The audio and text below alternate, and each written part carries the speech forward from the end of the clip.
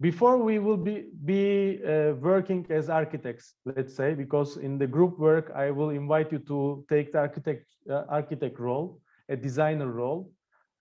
Let's very quickly, with few slides, talk about the architectural thinking process, how it can be, how you can also start thinking in an architectural way.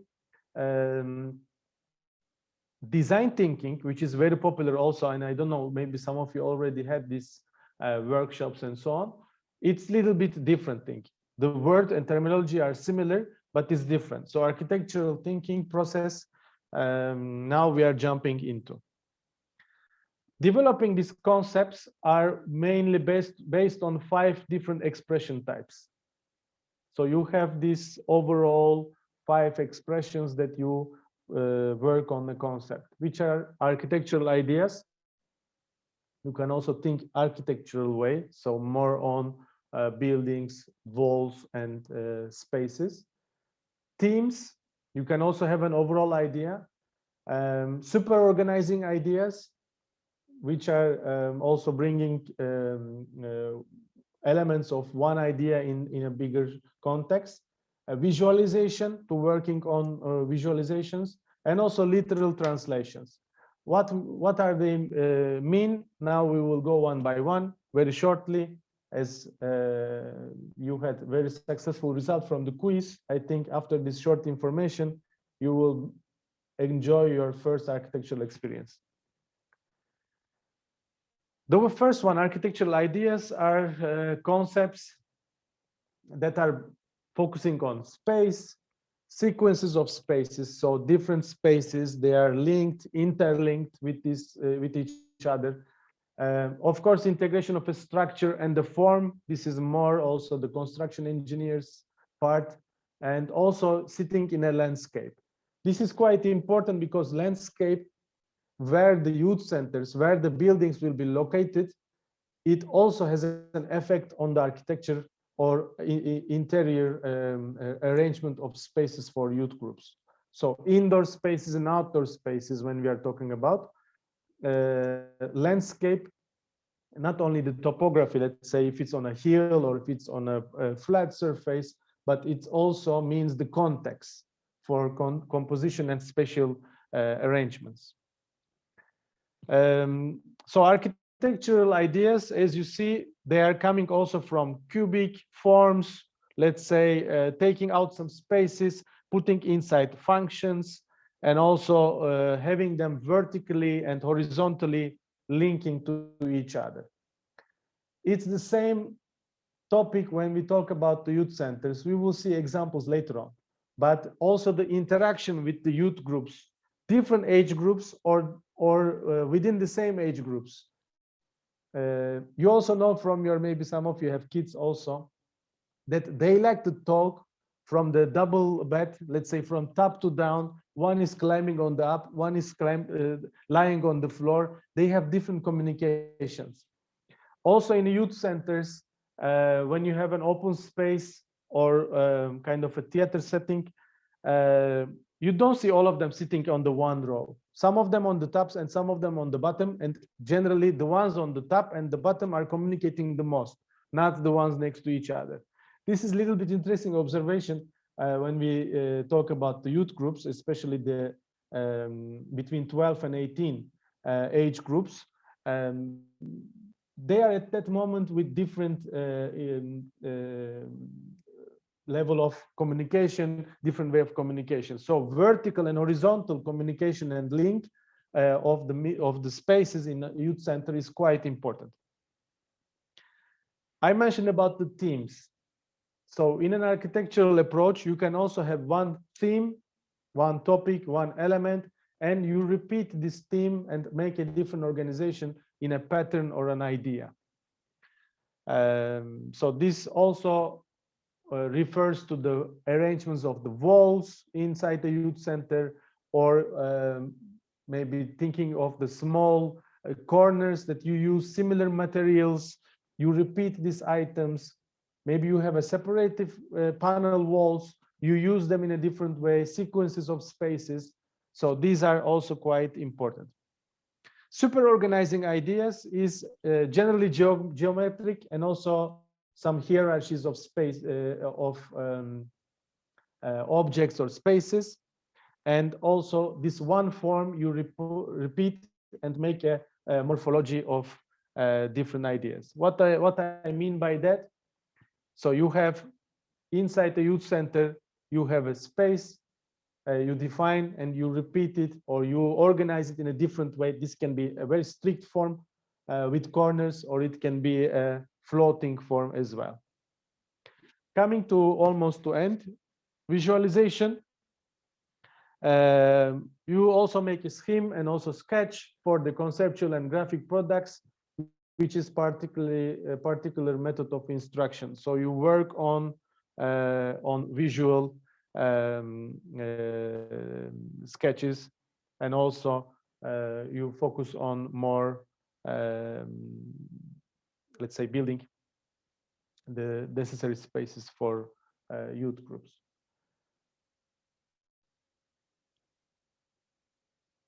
The last 3 slides, if you focus 3 to 4 slides, design concepts. What are the design concepts? What actually inspires architects that they also build different types of building, different forms of spaces within the buildings, let's say youth centers and also others. First one is analogies, looking at other things. So getting inspirations and other examples. Metaphors is looking at abstractions. So you look for totally different thing and you get an abstraction. Essences is looking beyond the programmatic needs. So a youth center has some specific needs, but you can also look beyond the problem, and you also bring some new dimensions, which is today's very popular approach of architects who are working on public buildings. Problem solving, looking at the requirements, and youth center needs a meeting room and some administrative rooms. So I bring these elements and I build a building. So this is mainly to the point, problem solving, and also ideals, looking at values. So bringing a very, let's say, dominant new ideal architecture. Very few examples on analogy. As you see, a bridge from the bird wing, and also it can be a direct or indirect analogy. Mainly the source of analogy is nature, plants, and animals, and also human man-made machines, structures, geometry, or context. Inside the youth centers, you also see some art objects or different elements, as kind of a special small room in the middle of a huge space. And there are also interesting examples for this group.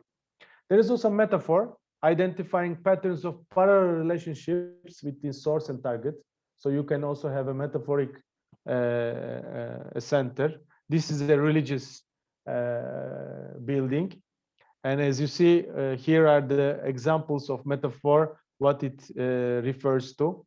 So there are direct links. Some of the architects also using these metaphors, quite relevant.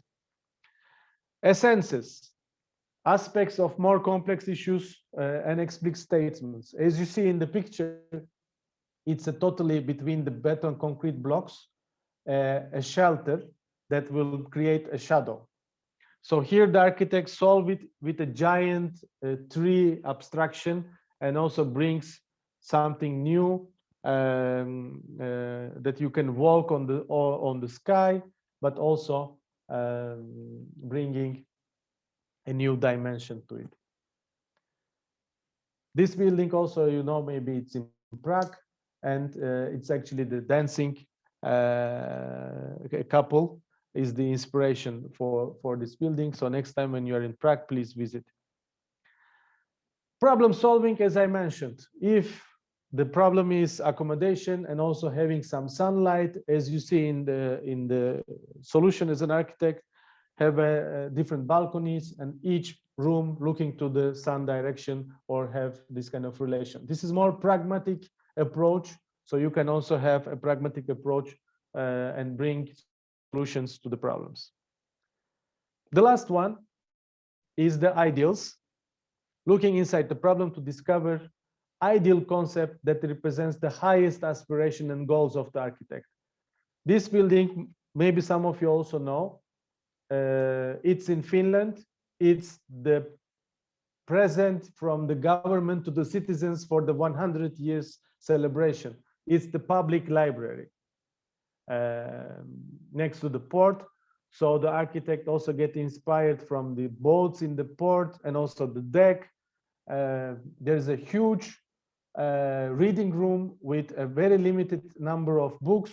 There is a restaurant inside. There is a cafeteria, audiovisual rooms, and so on. So architect tried to bring an ideal solution to a library, which is not an ordinary one, and also gives different perspectives and also gives different understanding of a library. So today, also the examples I brought in the second half, few of them, real youth center projects that are already implemented, realized, are similar to these ideals. So they are bringing something new and something beyond the youth centers that we already observed. Let's stop here. Anyone have an urgent question so far? This was an introduction to architecture, a little bit of thinking, and also how you can approach and what kind of also trends in approaching to architectural problems, designing public buildings mainly, and so on. Okay. If no urgent question, then we are moving with the group work, and today is your first challenge. Don't get stressed. It's the just first challenge, and for you to little bit in the morning think out of the box. So the first task is, I mean, the first half of the day. So this is the only task actually for you in the morning, is to develop a concept design of a youth center. You will be divided into 6 unique groups. Each of you will have very interesting locations in the world, outside the world, very different locations, very different functions. And I want you to come up with a concept design of a youth center. How do you see it? You can draw lines, you can write some notes, put some objects and so on, but it should be your group developing a concept of a youth center, where is different in each group. So we will also see what kind of different approach to different landscapes, different outdoor locations you will have. There is no correct answer in this. You will be the first one who are designing these locations, actually. That's why feel free and feel also relaxed. We want from you maximum maximum creativity in this case. So develop a concept. It's also written in your Jamboard so that you will receive the same task will be written there. So I want you to develop a concept design of a youth center in a very, very interesting location and function.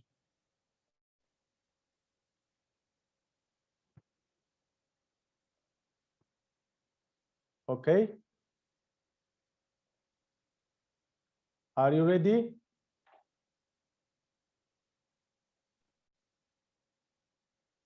Very good. Good to go. So see you in your rooms. I will be visiting also Marius and Marius and Andres will be visiting rooms as well. You will receive your locations in a few seconds. See you.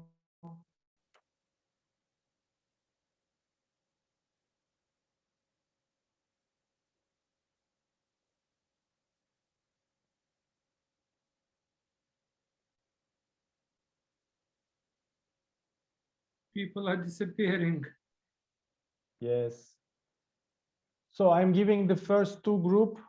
Yes, I'm going to room number 3 and number 4. Okay, I don't understand. Sorry, my word. I don't understand the shit about that. It's not for you, Mario. I'm scared. I don't understand the shit about architecture. Okay. It's okay, but when you're getting interesting task, because Okay. you have to design a concept of youth center underwater. Oh, Underwater. wow. So What the I hope hell? you watch the, Aquaman or something similar to that. But really Nothing think at all. what could be there, how it could work. Good luck. Thank you. We'll leave it. So who was the master of architecture? You said Maria. You.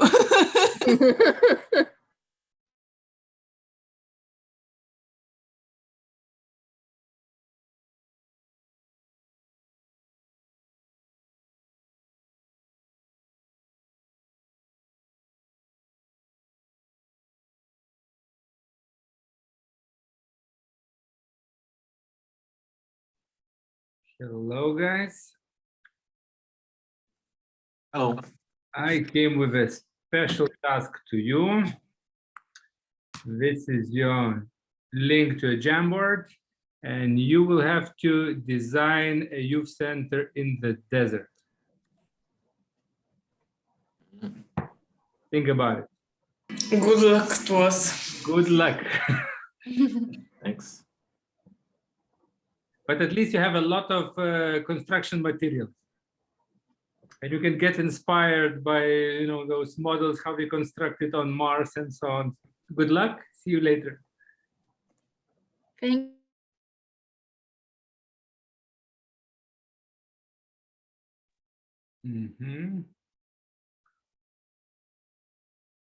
Pauliau, į kurią tave grupę?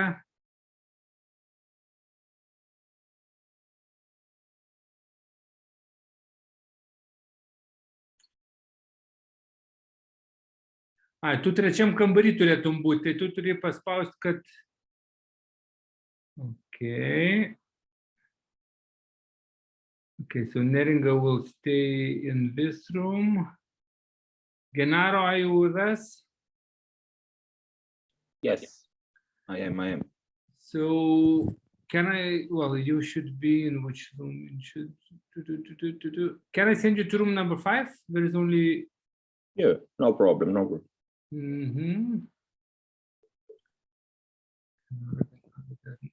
Assigned to room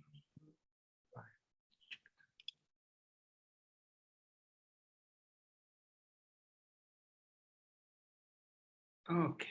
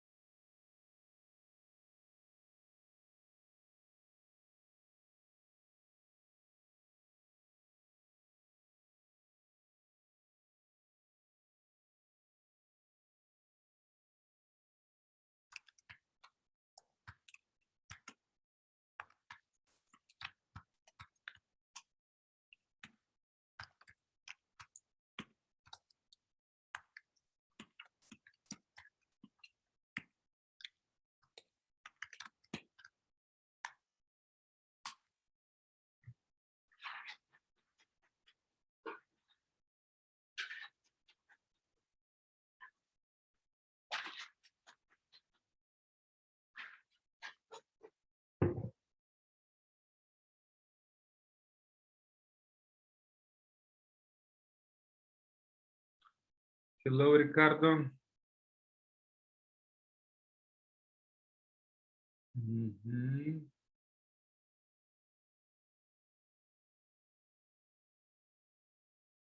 In which group you were, Ricardo?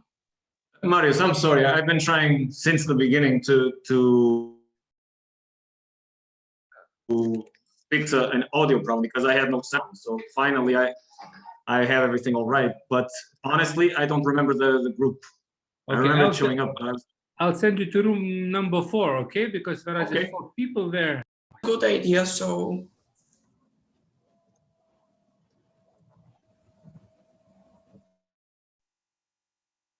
Yeah, well, instead of sending you, I joined it myself.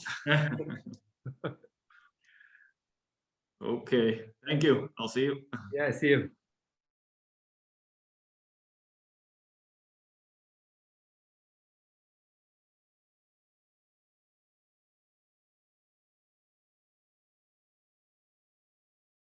Mm-hmm. So,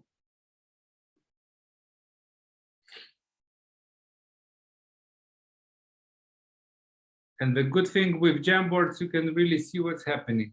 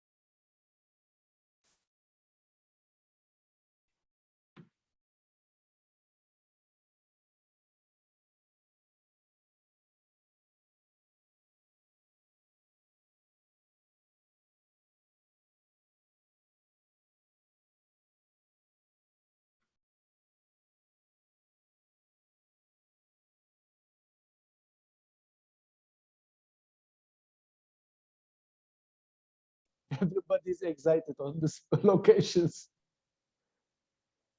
Let's see, 4th group. True. No, but the good thing is that we already worked with Jamboards. We know how it works.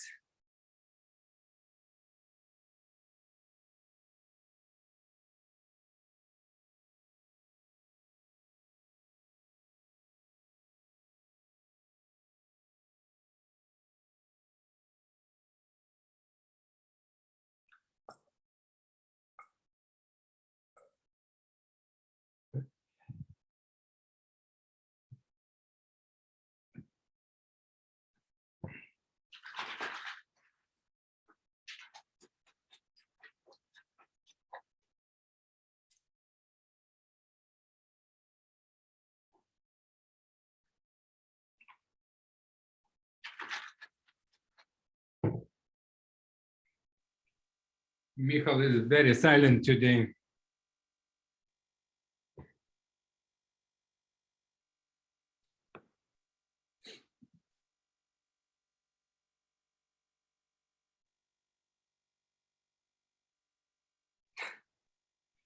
Procesas vyksta, ne?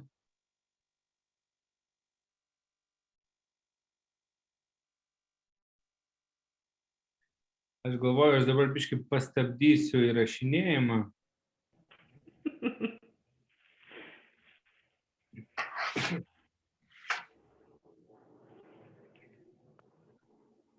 Okay, good.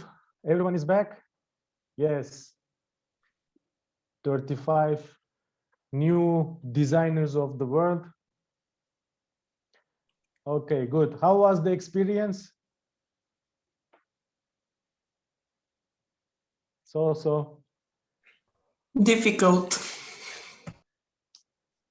Yes, I mean, the difficulty is always, but it's also suddenly you receive the task and you have 40 minutes to think about the full design.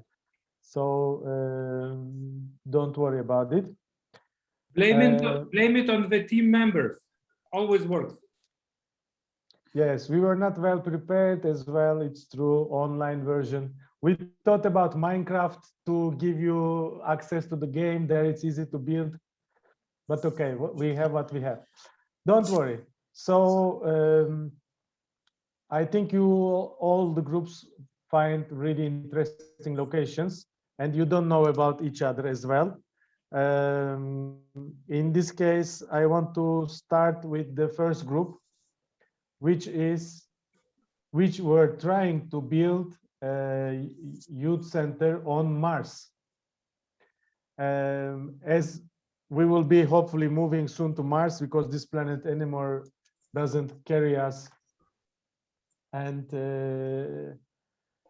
we are having more and more problems. Let's move to Mars and see a youth center will look like. So from the group of Mars, one of you, can you share your screen and start to present to us, please? The host has disabled participant screen sharing. If yes, then Wait, let's see. Then okay, good. Yeah. So, yeah, you can see it. Yes. Okay, good. So in the beginning, we have talked about all of the elements. We try to all of us get some of the elements we think are important in such a case. So for such a place on Mars, of course, sustainability, eco-friendliness is very important. It's not a lot of natural colors there, so it should be colorful inside. The sunlight will be very important to sort of emphasize or use, and at the same time it needs protection from cosmic radiation and sandstorms and such things. It's also, of course, important that it gets both maybe a memory of Earth, and at the same time the vibe that space is kind of cool. And most probably it will be a multi-space that is used for many purposes by a small community working hard to survive. So we try to put together these ideas, and the group, can you see this?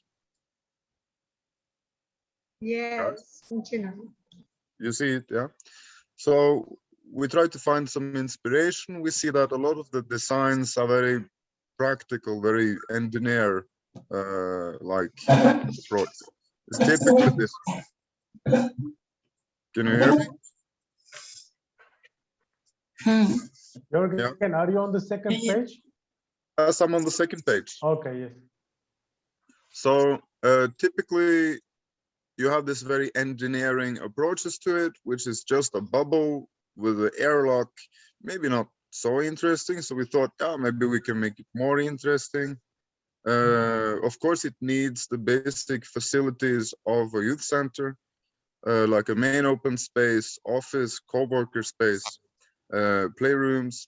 And we also thought about, there's a lot of interesting possibilities when there is very low gravity. You can have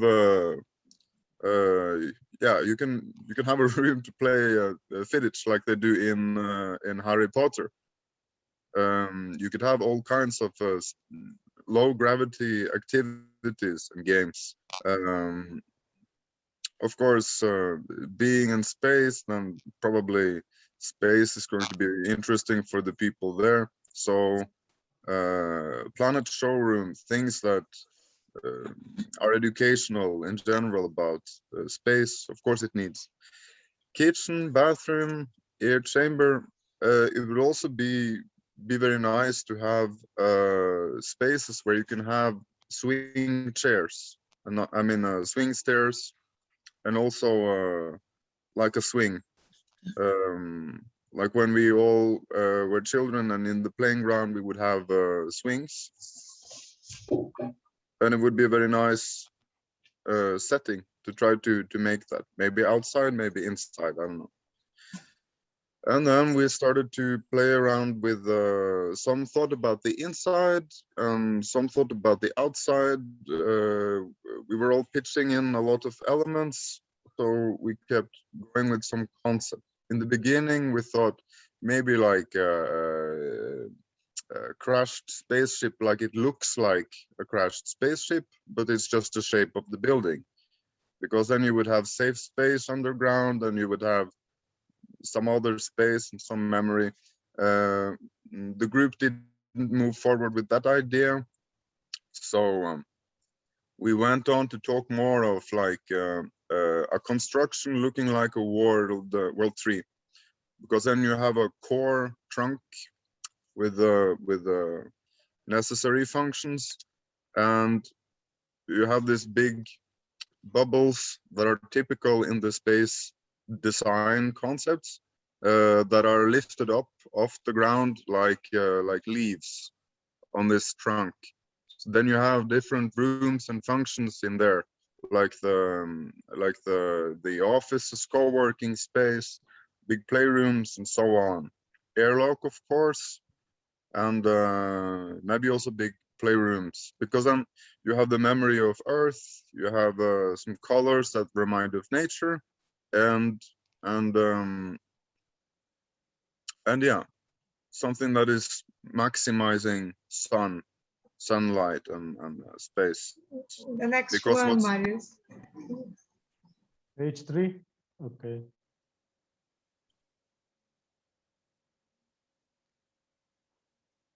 Please. No, not that. The Yes. second. Yeah, because then you take this very practical engineering approach that is very boring. Lift these bubbles off the ground, because then you get more of the view. You get like a memory of nature with this artificial tree, and you maximize more the sunlight. You get more of that. I think in Mars it's probably quite dark, so you need to make the most of what you have, and probably focus on a memory of trees, of earth, of something natural, something color, maximize light. You also have a very barren landscape, so getting off the ground and getting a bit of the view is probably nice. The only downside with this is that probably sometimes it's not very safe to be up in a structure like this. So it would also need some routes, some bunkers or tunnels underneath. And it would be nice if these tunnels have this space like that looks like the caves where people lived in the very beginning, like with lots of big and small openings and windows. And then you also get this effect that you talked about with talking like from the top to the bottom of the bunk bed, because I think that's very much like people did when we were living in caves. So safe caves, you know, and it's also like better for a club or playrooms of some kinds to be underground. And when there's a sandstorm, you can't be up there in the tree, probably. And the third one is how they arrived there before the Yeah, we were thinking like before the other values. Third page. No, before No, the number it's- 3. yeah, that's more like another concept for like a building, because it would be cool if the building looks like a crashed spaceship. But Okay, never I see mind. that Fernando cannot believe his eyes. Okay, good. Thank you very much, Jürgen. I think we were all convinced that you are a very professional Mars constructing engineers and so on. It was really in detail. Also the ideas that you already put, I mean, functions inside and so on, we will also have in the second half, we will more going into the deep, but we are now focusing on to the context.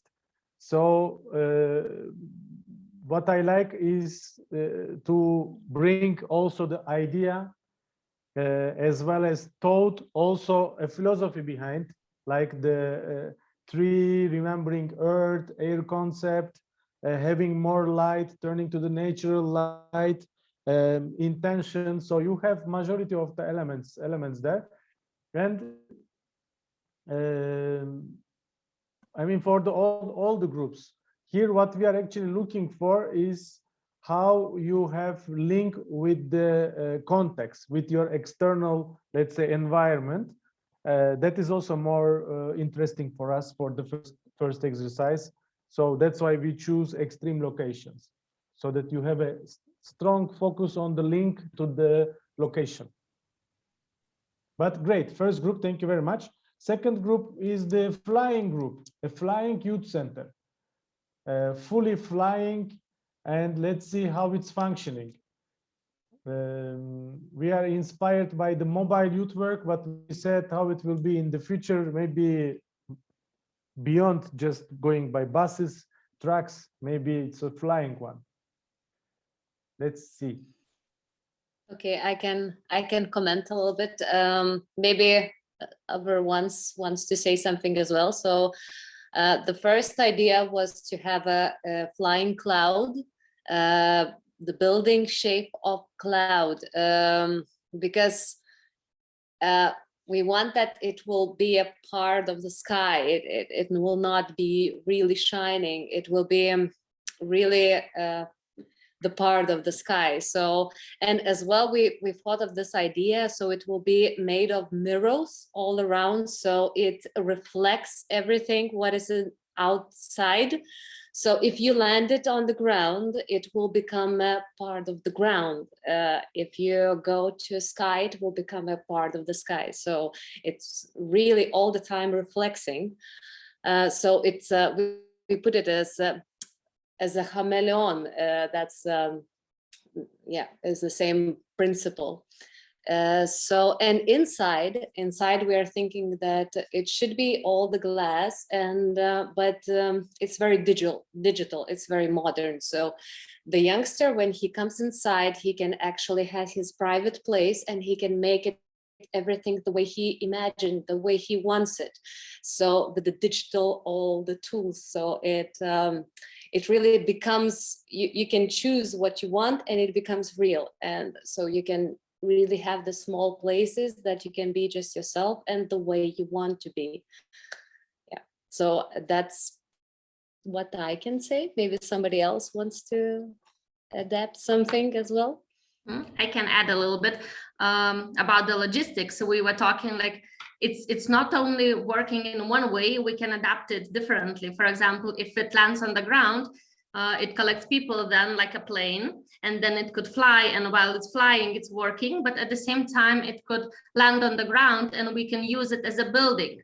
So it could be either a vehicle or a building. You can choose, and you can, as Davila said, use the inside as it's very digitalized, and you can adapt it to your needs, but also you can use the outside as it's mirrors, so you can play with that a lot. Okay, good. Thank you very much. The flying group. It was actually also a challenging one, because you need to think about how it functions and so on. But this, for example, choosing materials, mirror, reflecting, also having this transparency, but when the youth is inside, they can also have their privacy, they can define themselves and so on. So these were for me important aspects also that you mentioned. Adaptivity is also really interesting dimension of it. So when a kind of youth center built in a context, in a kind of existing neighborhood or outside, this kind of adaptivity, also this privacy and also transparency, so these are important elements too. But overall, yes, thank you for this challenge. You had a difficult task. Okay, the next group is underwater. Yes, we are underwater, and we are not going to have mirrors, but a type of glass. It's not necessarily glass because it's not that eco-friendly, but we are going to talk about it a bit later. So it's going to have the size from the left side, like a diamond, we said, and we are going to structure it so that you can come to it through a road. so to say, from the up world. But from the beginning, it's going to be on like at the sea level, so that half of it is going to be underwater and half of it is going to be on under the clear sky. Because we know that, for example, if it's going to be built in the Netherlands, it's going to be fully underwater in a few years. But for the beginning, we are planning it on the land, half of it, and the other one underwater. So the highway, so to say, or the road path to the youth center is going to be also built like, yeah, exactly like in that picture. Okay, as we said, it's not going to be made out of glass because the fishes, like the one on the right side, are going to be licking all the time the glass, and it's going to be pretty scary. But we are going to use some sustainable materials that are going to be both yeah, not non degrade, so they are not going to be degraded in the water. That's another issue, but yeah, we are still searching for an eco-friendly solution. As we said, it's going to be mostly in the Netherlands. Next slide, please. The accessibility, the main road is going to be on this pole thing, like pole dancing, or like the firefighters are using. For going up is going to be still the stairs, but also for going down for the ones that don't want to play that much. And we are thinking about the inclusion, so we are going to use, of course, also an elevator for the people, for example, with the motricity yeah, difficulties. So the next one, please.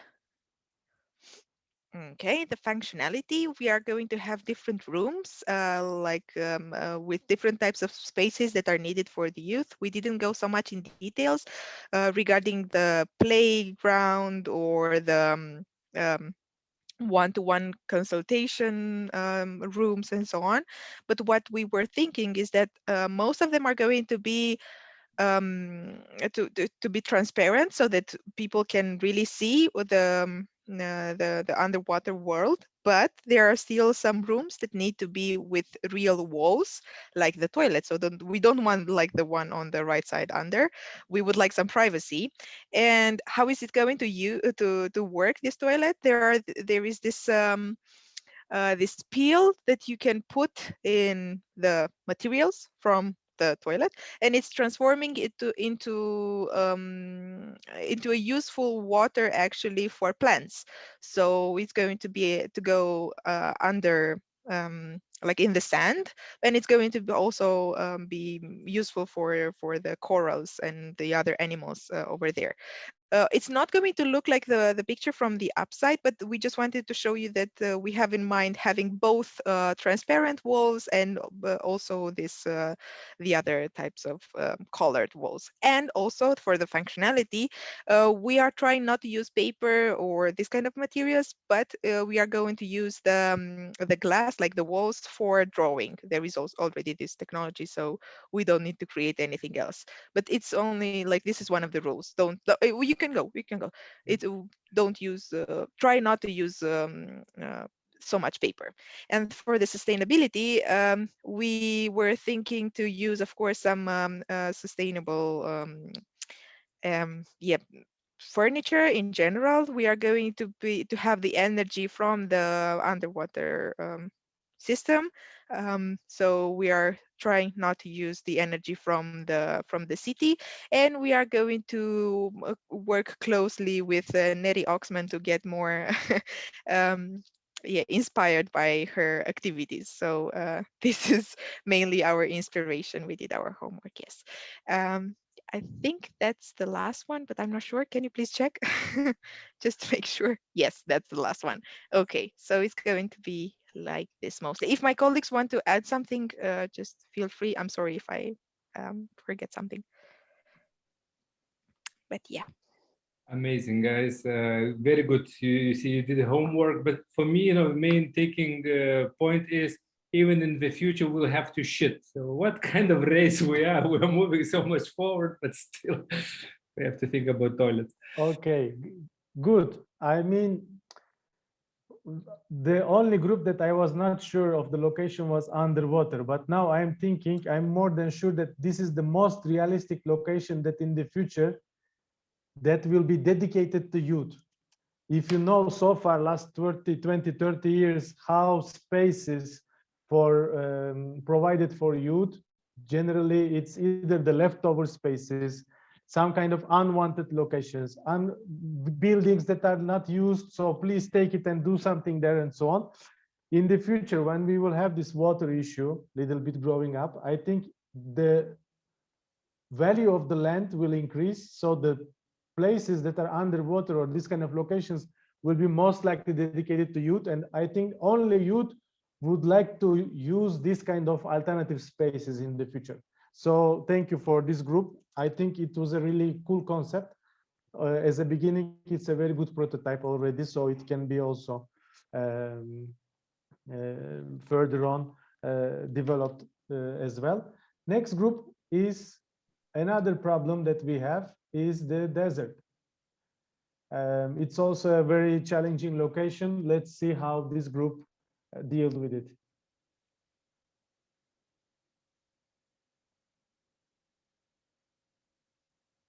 Anyone from the desert group wants to speak?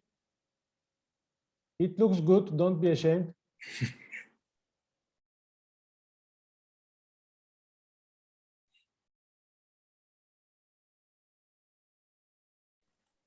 Yeah, we have a difficulty to decide about the design and shape, but we take the historical part, like a Maya pyramid with the floors, where on each floor to have some greens, some vegetables and so on, but also on the roof to use the solar battery, to use the solar energy.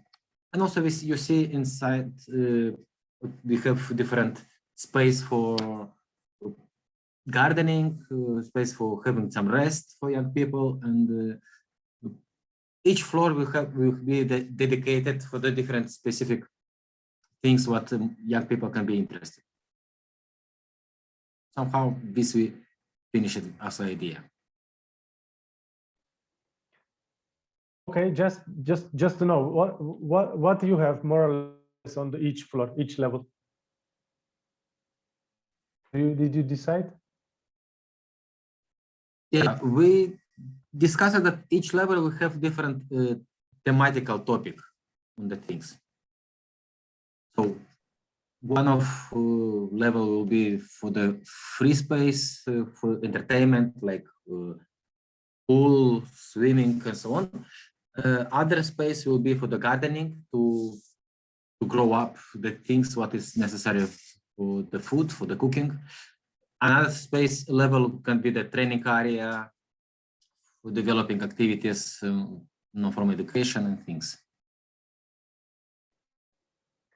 Okay, good. It's also challenging location. I think already with the solar energy and so on, you started with the using the negative kind of aspects to turn it into positive. So at least you are having solar energy, so you will have inside, although it's closed for the outside and it doesn't have so much interesting things, you try to turn it into an advantage, and also these functions and so on, and hammocks. Yes, hammocks is cool. Good, thank you. The next group is the futuristic one in randomly chosen year 2050. Let's see what is waiting for us. So we started from assumption that in the 30 years ahead, the climate change will be a thing. So we decided to design our youth center in a way that is sustainable and self-sustained, and it can be avoiding the air conditioned as much as possible, and it can be mobile, because we of course we want to develop more activities in more places, and also it can be the possibility that some situation political can need the moving of the youth center. So we started from the, can you just make a little zoom, because I don't see, I wanted to read. We started from, I wanted to go down. Yes, behive structure, It's a natural structure from the bees, and it started from the modular shape of the hexagon. And so we started with the idea of a modular shape made with the walls that are some are made with glass or plexiglass or a mix of recycled plastic that can allow the light to come in, and others that are inside are made with a mix of blend of plastic and recycled plastic, recycled metal, and recycled wood. The idea is this kind of flowers, cluster of hexagons, are totally mobile and adaptive.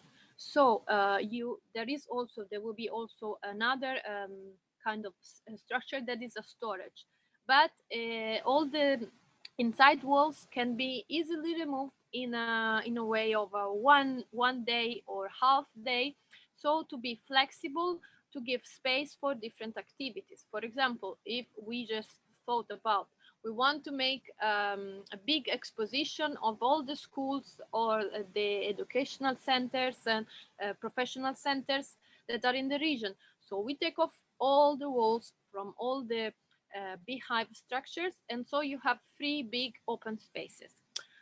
Then we also have a reference of the political, the Palace of Assembly of Chandigarh, and that is a building that is self-sustained and have a system of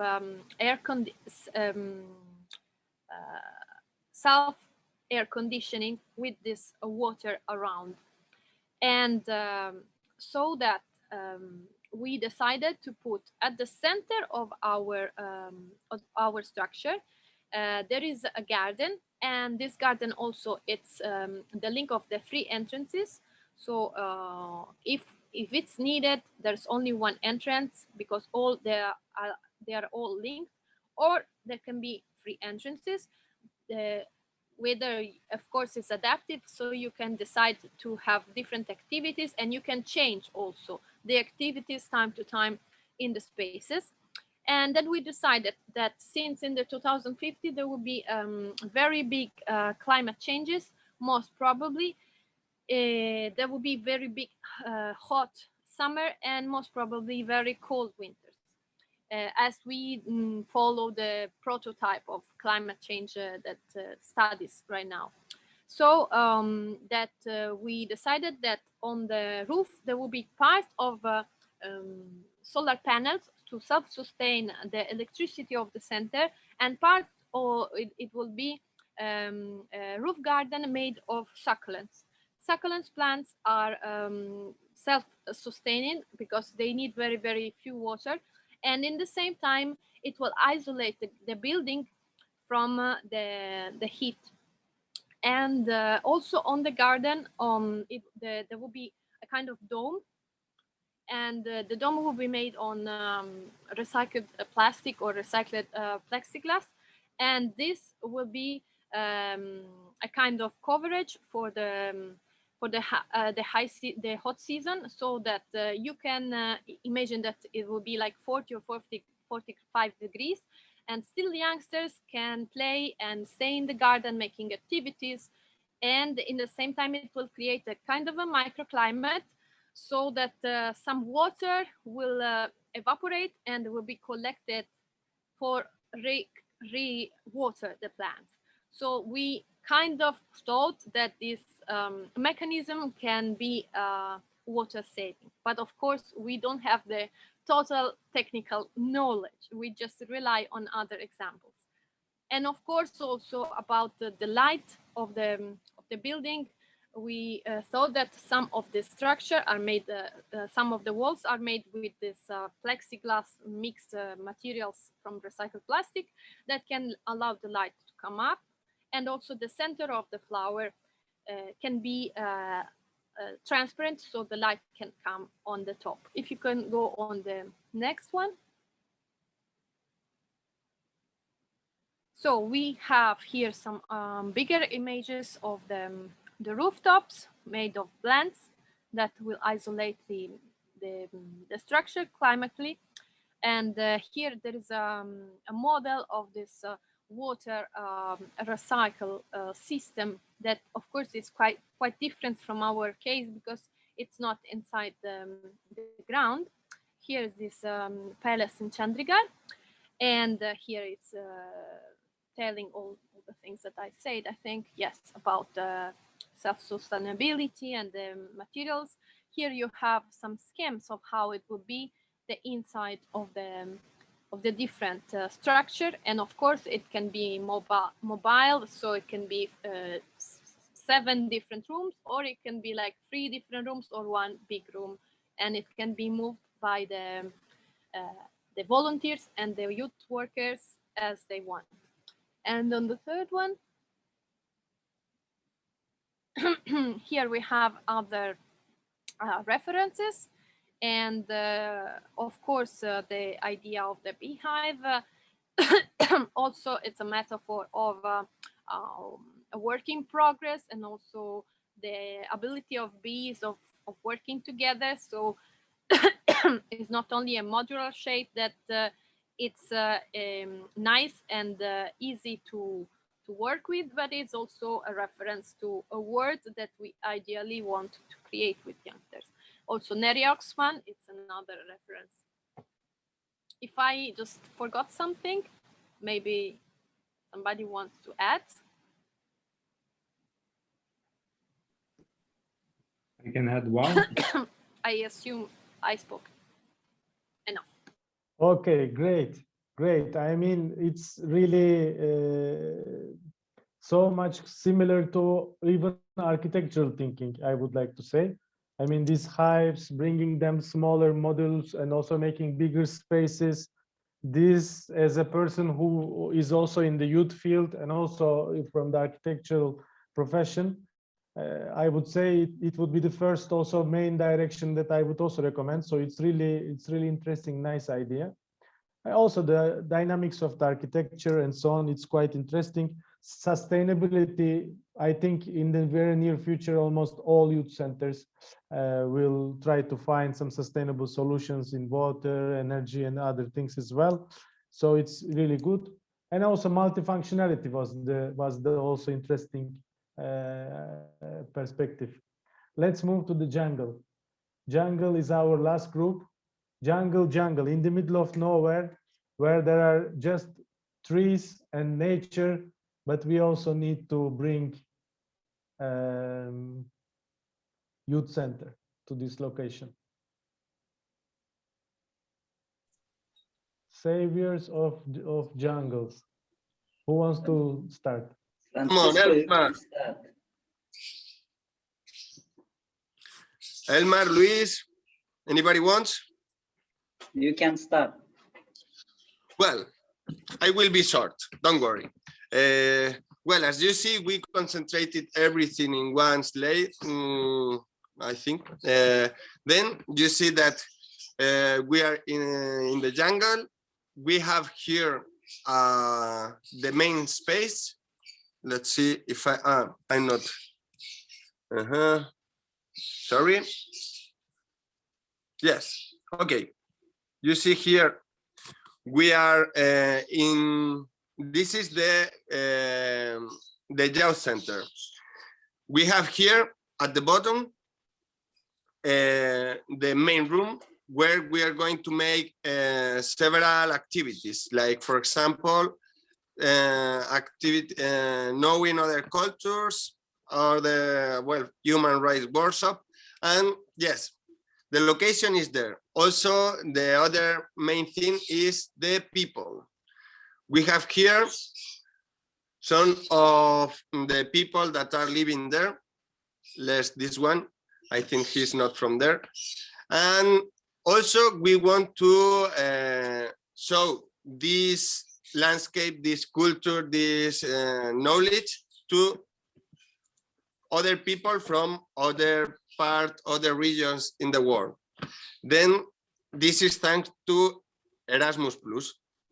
Okay, well, as you see, we have here the main space, but we have also another interesting space for outdoor activities connected by this kind of transport. It's like a telepheric or something like this. Also, we want to respect their traditions with boats, using the river as a connection with all the parts of the jungle.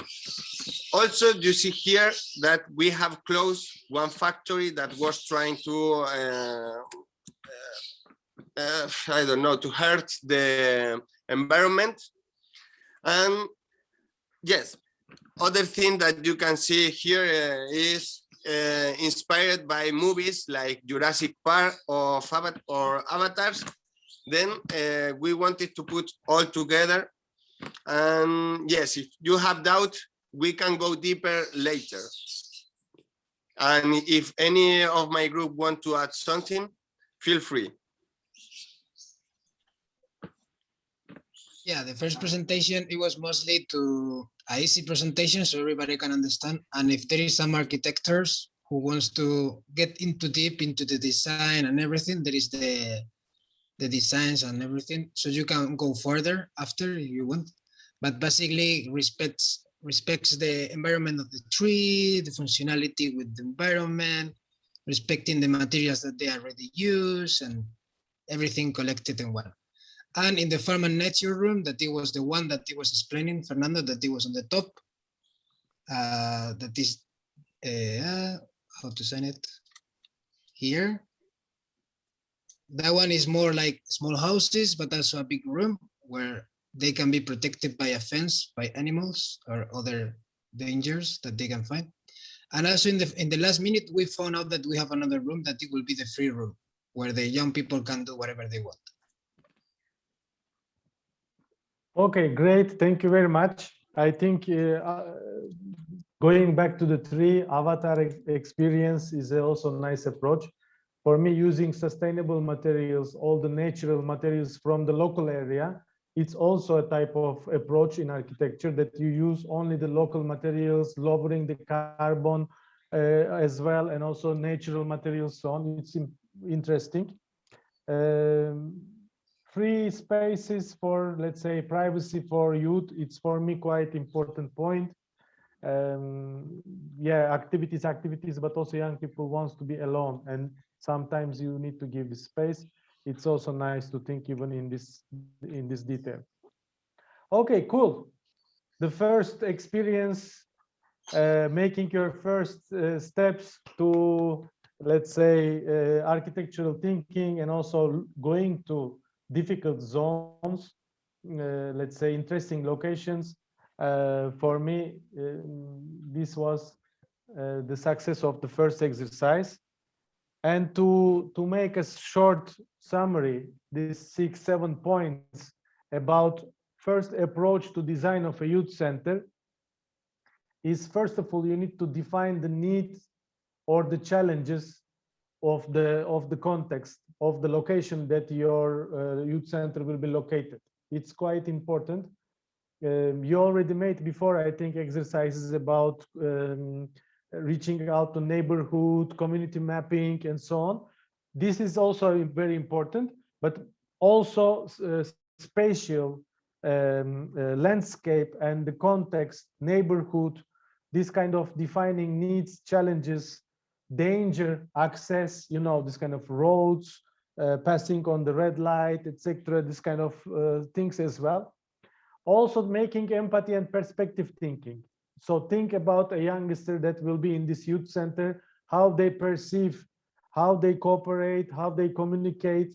You have some examples already from Mars, from flying, from underwater. You see this empathy, perspective taking is quite important. Fitting in the context. So the youth center should fit in the context, wherever it is. If it's a one floor in the building, it should also fit in the context. If it's a new building in a city center or outside in the nature, fitting in the context in all terms, indoor and outdoor. Developing ideas, developing this kind of proposals, making a prototype, and also talk with youth on the user feedback and reflection. Also ask with youth what they want to have, what kind of spaces they will like to spend their time Do they really need a private area? Maybe they will not need.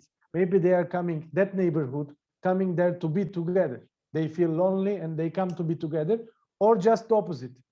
They are so much together that they want to be alone. They are tired of their families, they're tired of their friends, and they want a kind of silent corner. These kind of spaces are also important. And also after the design idea, maybe you will not be taking part as an architect in this design idea, but you will be maybe consulting as a youth NGO or representative. Get feedback and share with the stakeholders, talk with the municipality member, maybe their constructor engineer, ask for some small tips. Remember about the hammocks in the desert. So this kind of details, even you can put inside. Before we finish the first half and going for a break, I want to show you a very short movie, like 4 minutes, how an architect today approach to design of the buildings a little bit differently.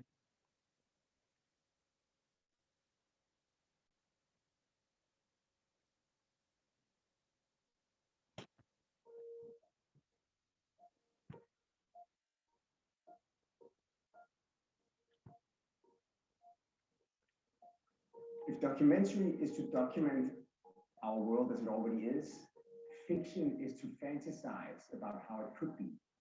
In that sense, architecture is the fiction of the real world. So turning dreams into concrete reality with bricks and mortar. Architecture is the canvas for the stories of our lives.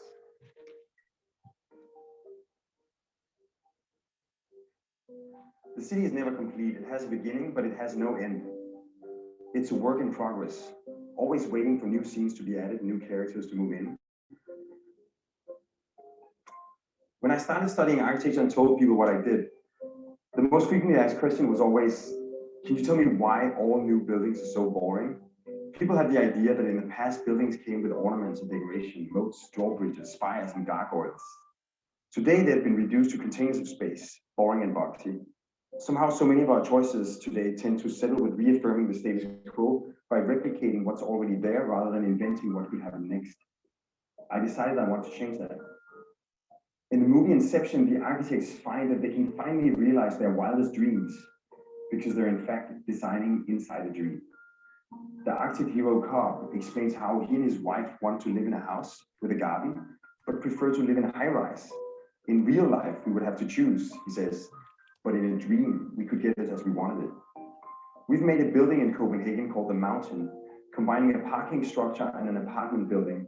By turning the parking into a man-made mountain of cars, we can turn the stack of homes into a cascade of houses with gardens, penthouse views and big lawns, Cobb's dream home made in real life. We call this idea bigamy, that you can take multiple desirable elements that might not fit together or even seem mutually exclusive, like the garden home in the high-rise, and merge them together into a new genre. You don't have to remain faithful to a single idea. You can literally marry multiple ideas into promiscuous hybrids. The beauty is that architecture not only allows you to dream stuff up, it also allows you to alter the facts. You can turn pure fiction into hard fact. We went on to imagine little tweaks of the status quo that now form everyday reality in Copenhagen and beyond. The 8 House is a neighborhood of townhouses where you can walk and bicycle from the street to the penthouse, turning a city block into a Mediterranean mountain town of paths and squares. The harbor bath brings the beach into the heart of the city, realizing the Parisian slogan of May 68, Sous le pavé la plage.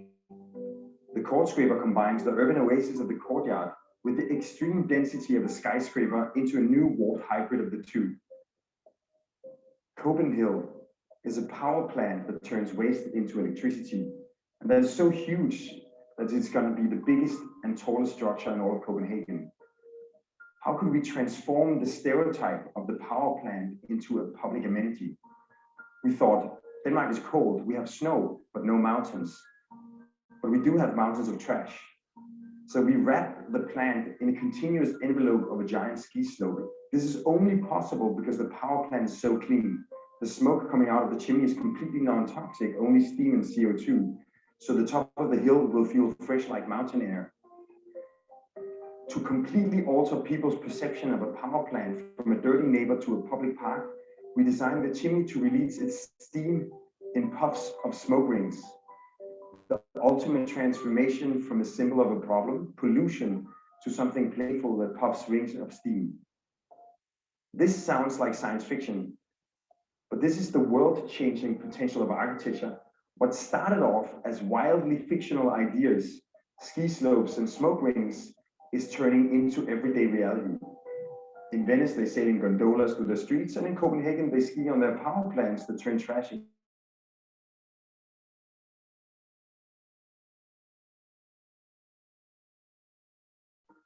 Today, people flock towards immersive worlds in the virtual realm. More than 100 million people populate Minecraft, where they can build their own worlds and inhabit them through play. The real-world predecessor for Minecraft, Lego, has become the greatest toy company in the world, with a population of minifigs of 3.7 billion, the largest ethnic group on the planet. These fictional worlds empower people with the tools to transform their own environments. This is what architecture ought to be. If geography is the documentation of the world as it is, architecture must become worldcraft, the craft of making our world, where our knowledge and technology doesn't limit us, but rather enables us to turn surreal dreams into inhabitable space, to turn fiction into fact.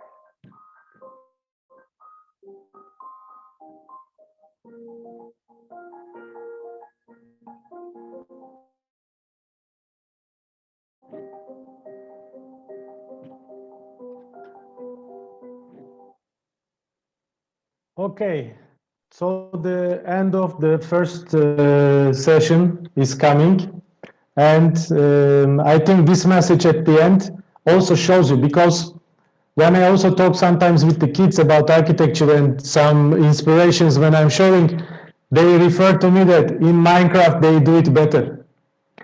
That's why today, when you are approaching to a youth center, they already have some background and also some expectations from their visual history.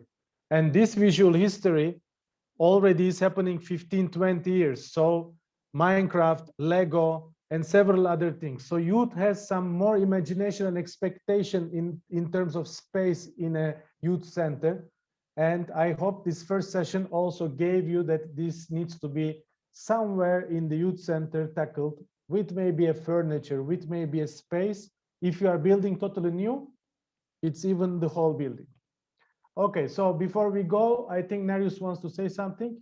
Yes, I want to say something. First of all, thank you for first inspiring session, and participants were asking, you know, are we recording? Will we share the slides? So yes, the video will be shared again, and all the links will be shared on a Facebook event.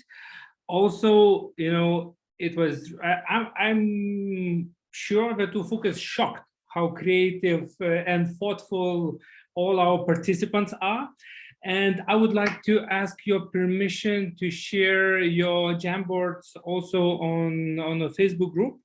I will take away the opportunity to edit, okay? So people who connect, so they don't mess up what you did, but I'm really sure it's worth to share your creative way of thinking and the great results which you already had. So I hope you don't mind if we will share. And since the first session took a little bit longer, I propose to do today only one break, but a little bit longer, 35 minutes, so that we all come back at 1 o'clock Central European time. So much time, what to do. So for some, like Letizia, have breakfast, for others maybe have lunch, and Andres will also open some Zoom rooms, breakout rooms. And I see also Monica already joined, so we will create another small group to discuss with national agencies. So guys, have a break. It's just halfway through of a great day. See you later. See you in 35 minutes. Enjoy the break. Yes, Joanna, take shower. It's 25. 25? 35 minutes, 3 and 5. Okay. Okay.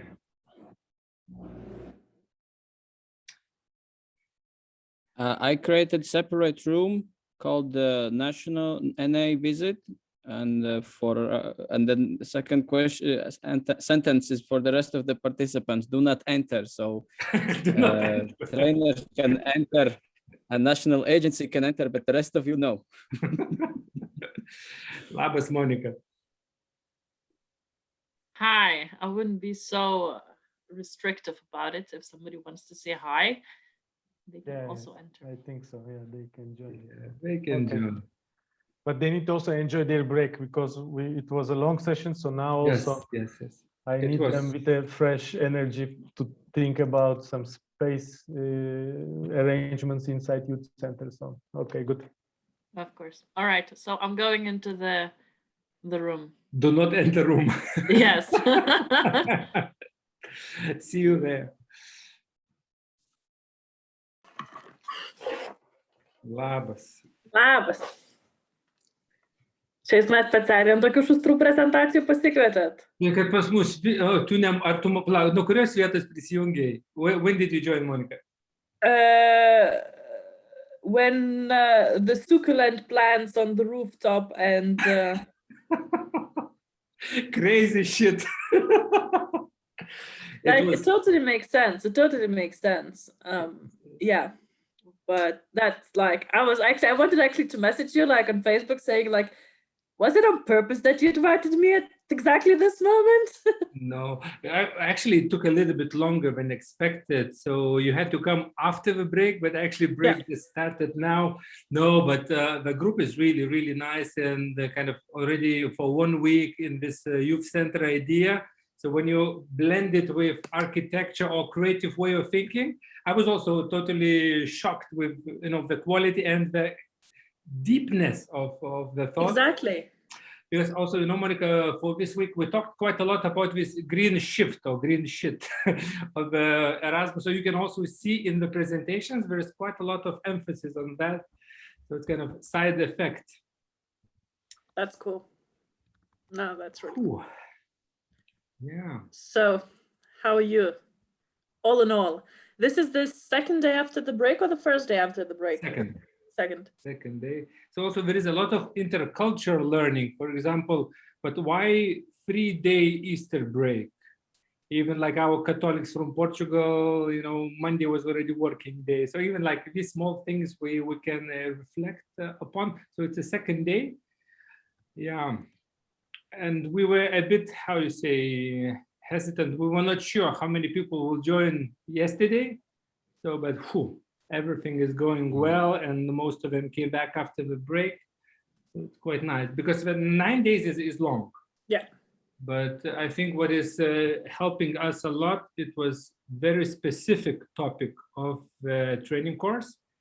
So it's not really for Erasmus tourists, but for those who were really interested.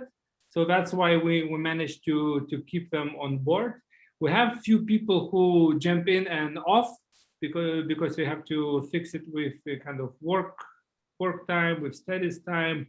But in general, the dropout rate is very low. So like amazing, fingers crossed to keep it for next 2 days. Yeah. Also, what is nice, we record the sessions and put it on Padlet, so people have a 5-hour. Everybody's back. More or less. If you are back, please put a reaction in case you don't have the camera on. We will know that you are here. Good. Okay, let's wait for 1 minute so that people will put headphones, settle down, drink their last sip of water in their life.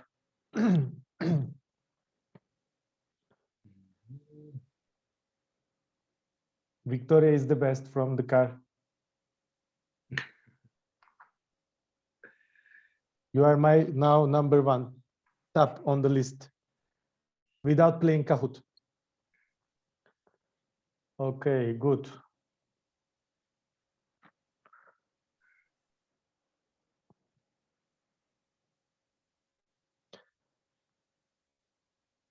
So in the first In the first part, we a little bit start to think out of the box. Also remember about fitting in the context where youth center is located. So the interaction with the environment, interaction with the neighborhood, also with the youth from the neighborhood, from the district. What are their kind of wish, expectations, their traditions, habit, way of living also. You made really interesting also concepts on Mars, flying, underwater, desert 2050, and also jungle. And on each of them, actually, I think we already built this little bit sensitive approach on the interaction with the outside world. Now, in the second part, we will move inside the youth centers. This time, we will be a little bit more to the point, a little bit more, let's say, concrete, realistic in terms of walls and rooms and so on. But before we move to a short presentation, I would like to invite you to another tool, maybe you didn't use, very similar to Slido. It's Menti Meter. So please go to menti.com. It works similar, very similar to Slido. So you can choose one of them. Slido is also has more additional options, I think. Menti is more to have this interaction. So please go to menti.com, and the code is on the top of the screen. But if you don't see it, I'm also putting on the chat 74959913. 74959913. So the first question I'm asking you is, what are the challenges you have observed on the physical spaces dedicated to youth, for youth?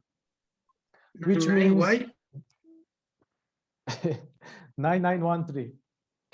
So these physical spaces can be within the youth centers, or maybe it's just dedicated to them, and it's not a youth center, but it's a space for youth inside a building, inside the center, inside the municipality, inside a community center, inside a library. I've seen worse things, this kind of morgue, inside basement is maybe in some cases it's a good example, in some cases it's not so much desired space. Also good examples as well. You went to a youth center, it's working, it has everything, but there are also some challenges as well. So you can mention all of them. What are these challenges? But we are talking about physical space, yes? So kind of concrete walls, doors, windows, maybe open roof, etc. So some of the challenges, not youth friendly. It is quite observed situation that there are good, let's say, intentions from the, let's say, generally governmental approach. It is from the municipality, from the ministry or other departments. But already preparing this space is enough for them, and they don't go in deeper. It's not youth friendly, it's not user friendly as well. Need of diversity of spaces. This also from the educator's point of view, we are having this problem. There are spaces, but they are not so much diverse for us, for education purposes, and also for youth as well. Too little windows, yes, not so much daily light. Too formal physical spaces, youth aren't very comfortable. Yes, very close to the youth-friendly space, and also formal approach. Size of the available spaces, this is also true. This generally happens when you adapt existing building later on into youth purposes. Spaces are big, cold, small, artificial.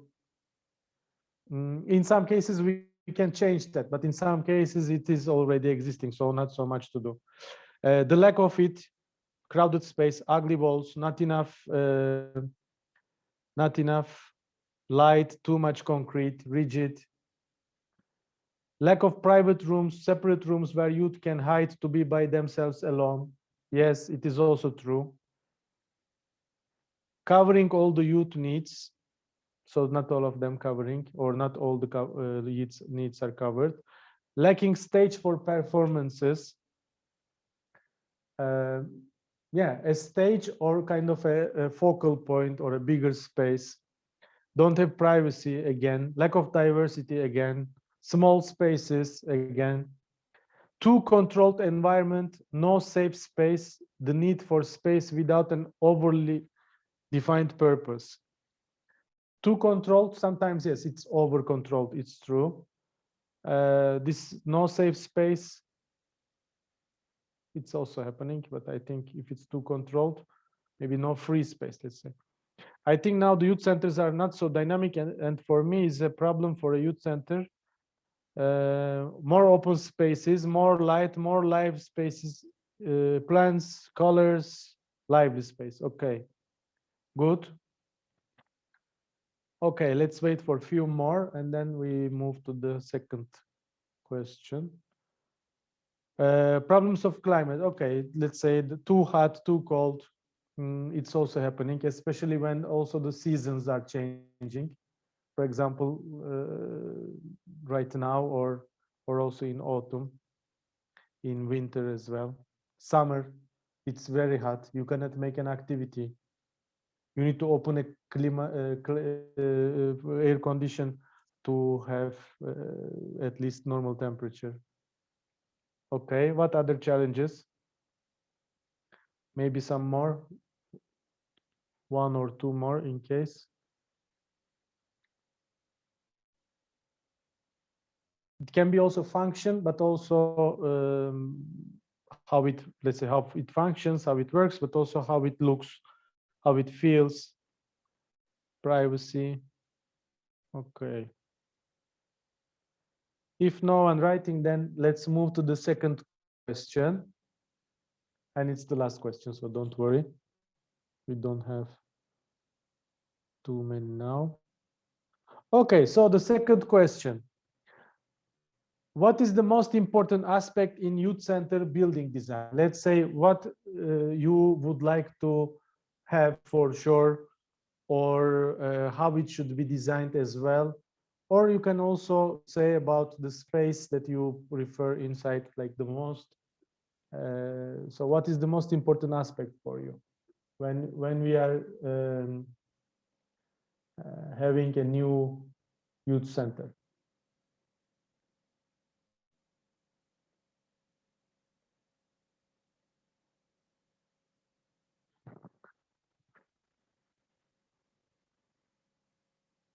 Natural lighting, nature friendly. Natural lighting is at the highest at the moment. And yes, it is true. When we are also, for example, going to a space for education purposes, actually, choosing our meeting room, we choose the one which has a little bit more natural light. If there is no natural light, we think of more outdoor activities than indoor activities in terms of numbers, so on. Comfortable, flexibility. Yes, flexibility in terms of adapting to different purposes, different functions. Creativity, privacy inside, safety, coziness. Coziness and the cozy, I see two different, but they are true.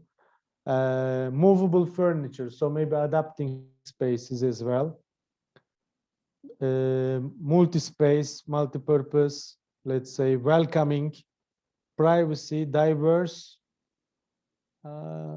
fresh and exciting, youth-oriented, responding to the needs, personality, well-connected, eco, locality, open, openness. Good.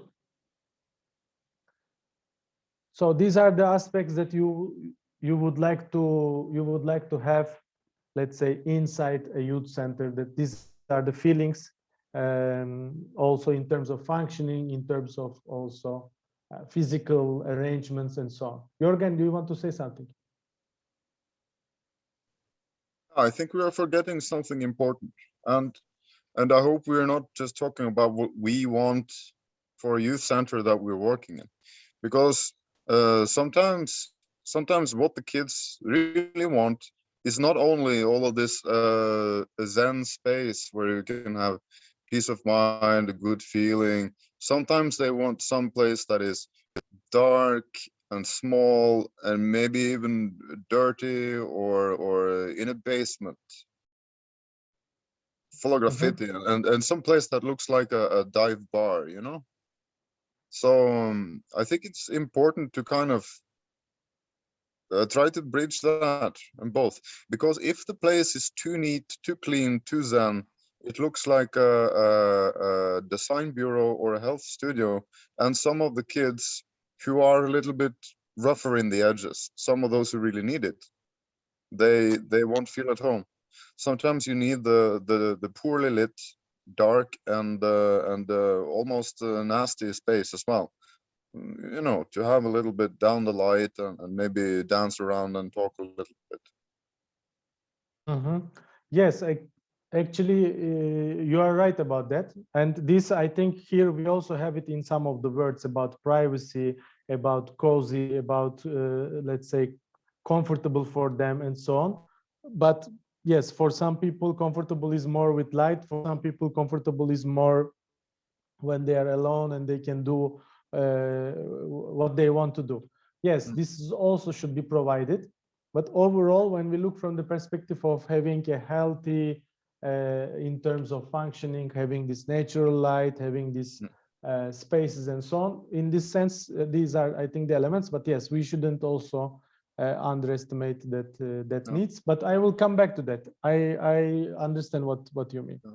I think, like you and Bjarke said, it's possible to marry those two ideas. It's not incompatible.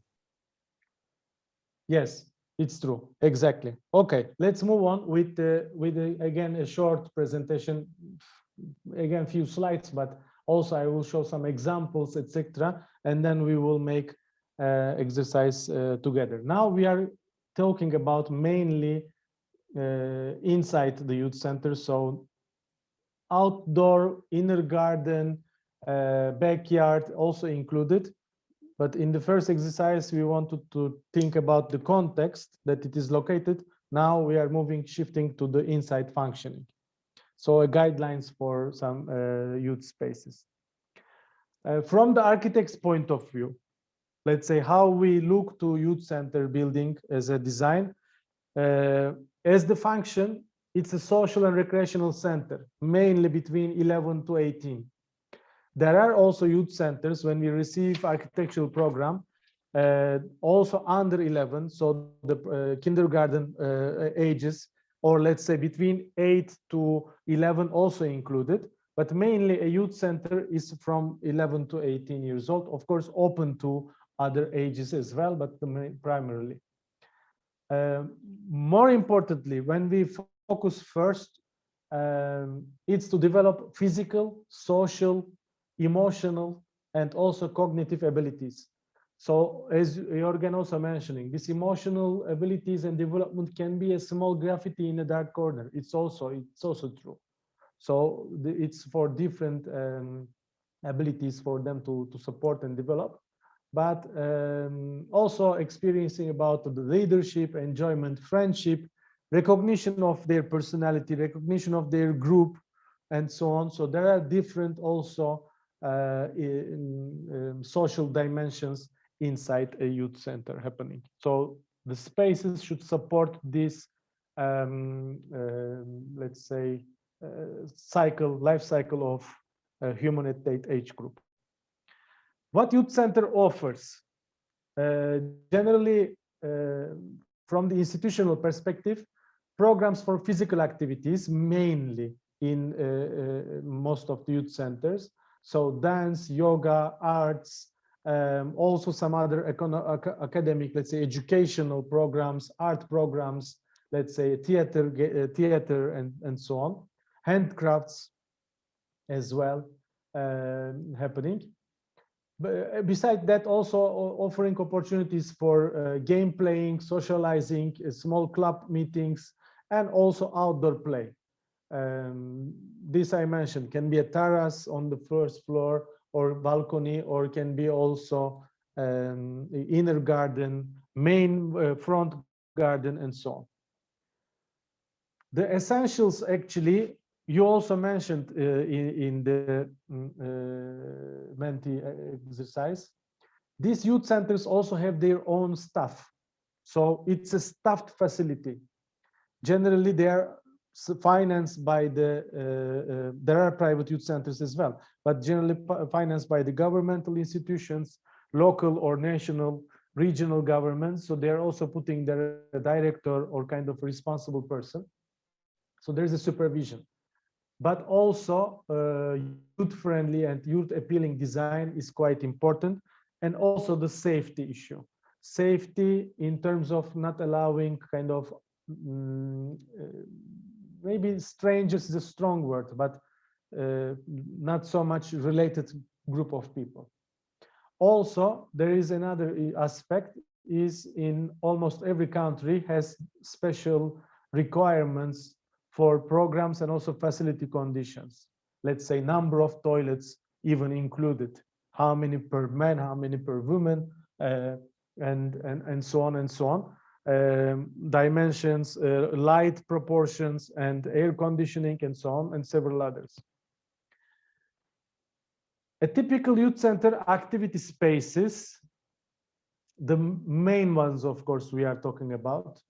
A control desk, a welcome desk, a front desk, a check-in point, we name it. We are also starting with the design and bubbling and so on from that point. A common room, a game room. This can be more than one. So they have a kind of game rooms or smaller rooms as well. Here I mentioned about a snack bar, a canteen. In some of them, it's a bigger professional kitchen and dining room, etc. But also, depending on the dimension of the youth center, a small kitchen annex and a snack bar, a canteen is needed for small food purposes. Activity rooms, workshop rooms, classrooms. A big main multi-purpose room. This is like maybe this where you said the stage is needed. A multi-purpose room can be also sport purposes, a gymnasium as well. A computer room or technology related IT or any other version. A teen room, let's say, is the one that I mentioned, let's say under 11. So for a special room, if it is needed, let's say a kind of primary school students, that they have their own painting point, doing homework, or let's say another small special extra care needed. This is called a teen room. And also outdoor activity areas. Here, outdoor activity areas, I didn't name them separately, but it can be sport activities, a gathering points in the garden, a backyard, an inner yard, a football field or basketball, tennis, any other sport activities, and so on. So these are the first typical activity spaces inside the youth center. And when we when we talk about this staff group, so the support spaces, administrative office space needed. This can be a one room for admin, for a director and the helper, let's say, together with the check-in. Of course, toilets and sanitary facilities. I remember Narius was showing in the movie. We also visited, I think, some year ago. 1 year ago, that Electronic Center. They also have showers. It's nothing weird because it's also making that group of people spending more time there, playing football, and after playing football intensively, going to a workshop in between, maybe taking a shower when you have a time. It keeps them more fresh, healthy, and also belonging to that space as well. However, all sanitary requirements should be provided. A kitchen, I mentioned, mainly kitchen is on the administrative part, but the canteen, a snack bar is on the youth side. And of course, all other mechanical, electrical, and communication spaces, so technical rooms. So these are two different groups of space inside the youth center. Let's check an example of a functional diagram of a youth center. As you see, you enter through a lobby or an entrance hall, we call it. That is the first step that you enter to a youth center. This can be linked with a common room, game room, or a multi-purpose room that can be separate because they have bigger spaces and they have their own location and needs. So they need to be apart. But all these common rooms also link with other functions, let's say snack, canteen, kitchen, activity rooms, a computer room related with it, and also admin room is also one of the functions that we already discussed. Why teen patio is different, as I mentioned, 6, 7 years old, 5 years old kids sometimes also joining to these youth centers if it is dedicated. And their playgrounds, also the physical difference between the 16, 17-year-old, let's say, teenagers and also the younger group. So it's recommended to have a separate spaces in outdoor.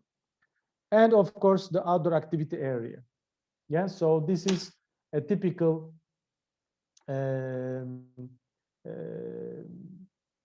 diagram, functional diagram for the first purposes, first spaces that you can define. We will come back to that in our group work activity. So similar to this kind of diagram, we are going to make together with you. Before moving to that, I want to show you some contemporary,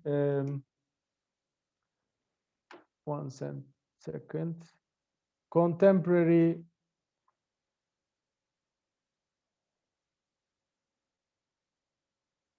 examples of youth centers.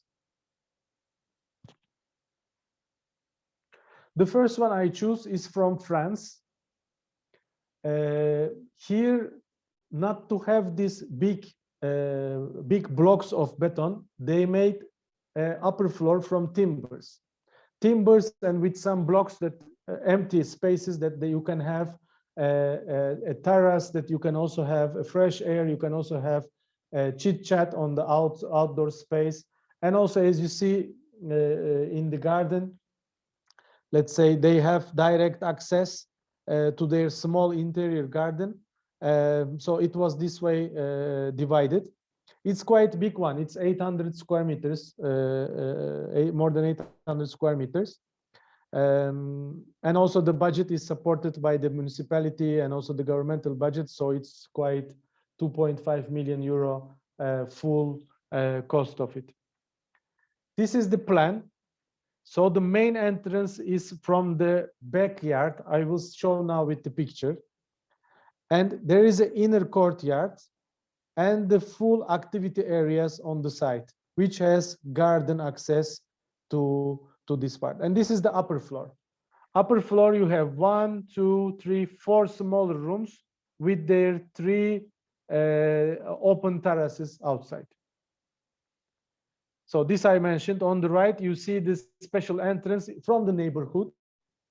And focus, they try to make different with the color, this entrance. Why with the color? Because young people also would like to show their personality recognition, it comes also from here.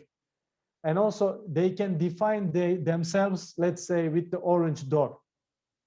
Architects and also kind of from the consultations, you have this kind of feedback that, of course, not to paint all around, but to have, with some elements, to have this kind of additional touches. On the left, you see the upper balconies from the workshop rooms.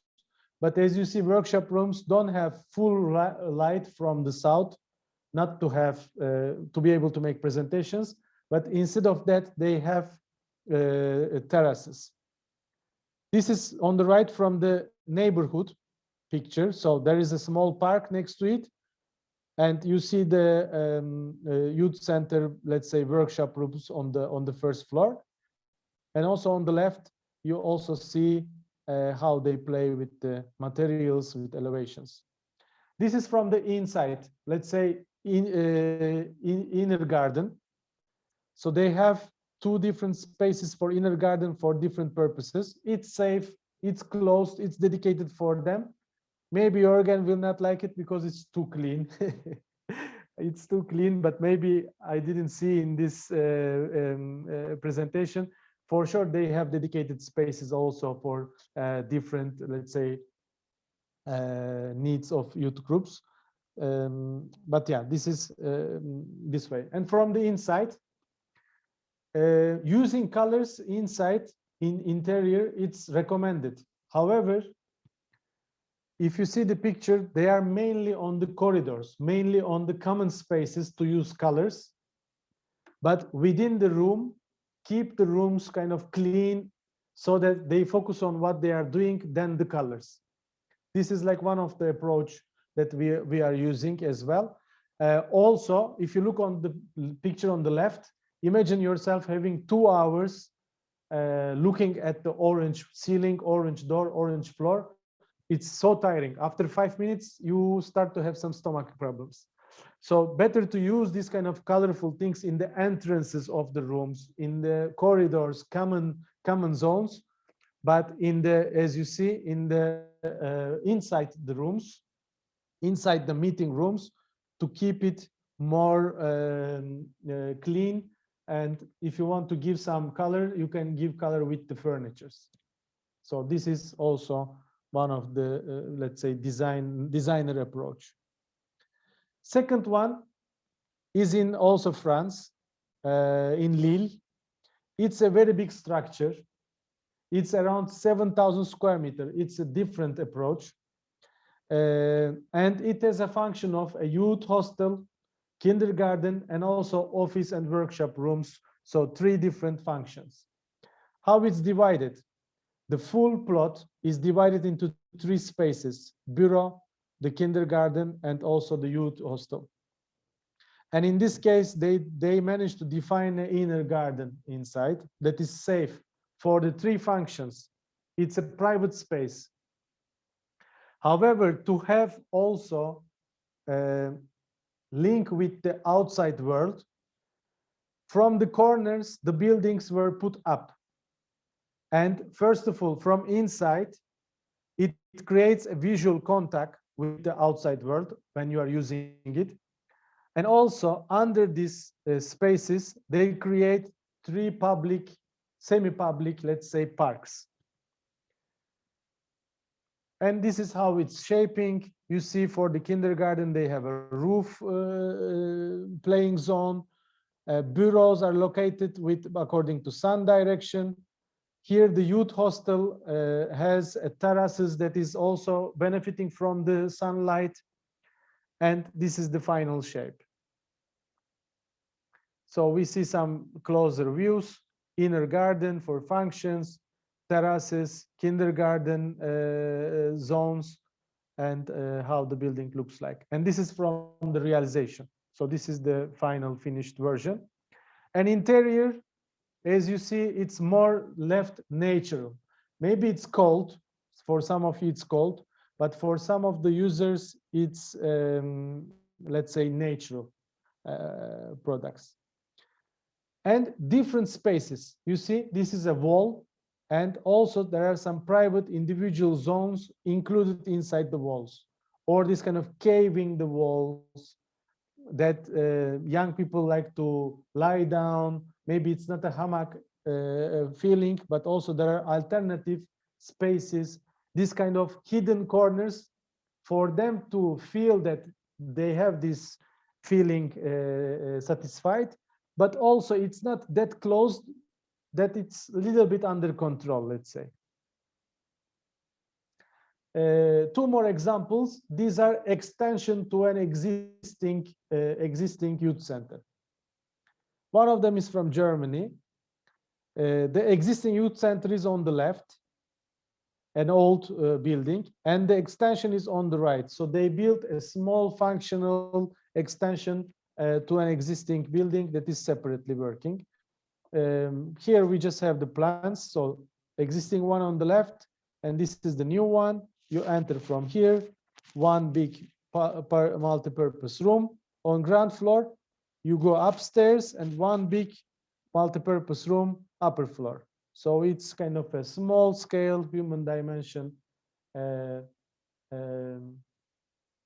and let's say natural look. So this is it. It's around 200 square meters in total, and with enough light stripes and also functions from inside.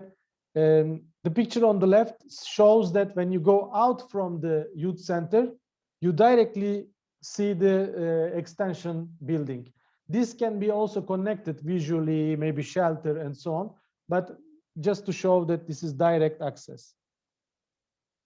And this is interior. Interior is totally different than outside. Interior is wooden, kind of more calm, warm spaces. At the moment, it doesn't have a character. Maybe in the future, there can be a graffiti colors on this. It's true. I would like to make it. I mean, youth should put these colors. But I think this is pre-opening. So it's just after finished pictures. But the message here is it's warm and also keeping you calm and a little bit relaxed. How they are going to use it, it's up to them. And the last example, it's from Denmark. It's also an extension to an existing youth center. As you see a little bit, it has the character of seaside, and also the colors are from the fishermen's boats.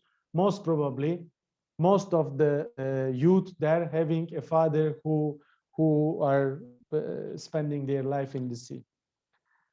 Existing one was a kind of this black point, and they added this extension on the corner, which is a multi-purpose room, a big room. However, they together consulting with the youth, they found some connection viewpoints in different parts of the city, and they opened kind of glass tubes that are looking to those directions. How they are functioning, this is on the right, the new multi-purpose room, kind of sport, gymnasium, or a meeting room. It's a high 7.8 to 9 meters high, a big room. But these small elements they added. And you see the kids are mainly using this kind of extra spaces. That's why I really value these additional elements. A kind of stairs to up first floor, but mainly it's not the stair purpose, but it's also a theater sitting for the outdoor activities as well. And of course, they bring the color dimension. Before it was not in this color, so they make the full coloring for youth to maybe a little bit making this step forward.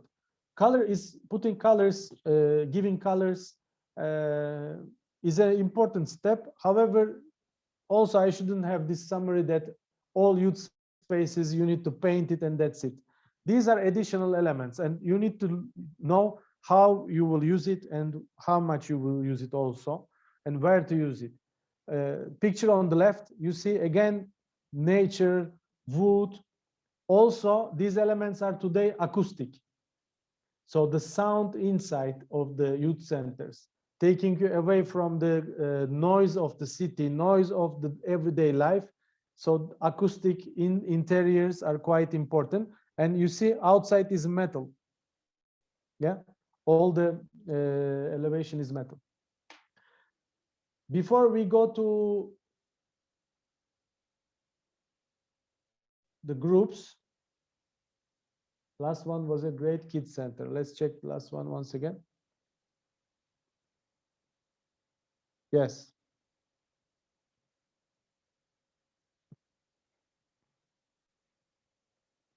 Yes, it's simple for them not to get lost. If they want to organize an indoor sport, a bigger meeting, they have their hidden corners. It's not hidden, you see, but it's semi-private. When they are there, they know that not everybody is watching them. They have their interaction themselves, and also they can watch outside and so on. So these kind of spaces are really interesting for the youth centers. They don't have to be this much asymmetric and so on, but think about the function, that these functions should be there. Okay.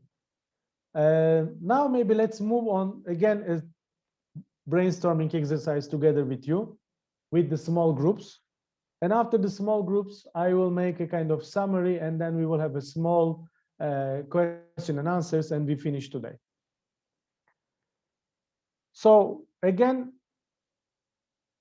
6 groups, but different groups you will be.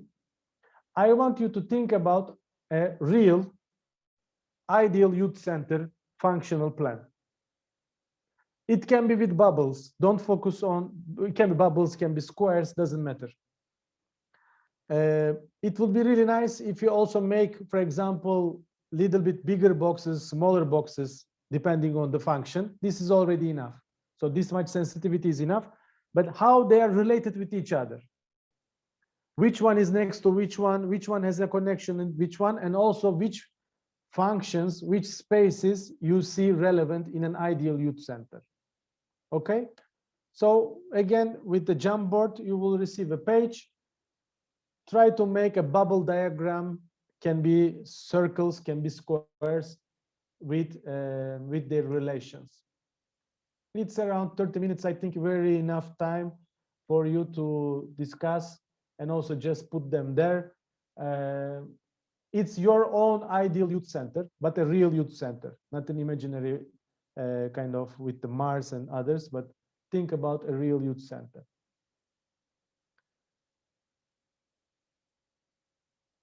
Okay, I will divide now to these groups. And each of you again receive the link, and you will also work like the first exercise, but this time thinking inside of it more, together with the garden, inner garden, out garden, recreation area, how you like. 30 minutes later, we will meet for presentation. Opening the rooms, see you.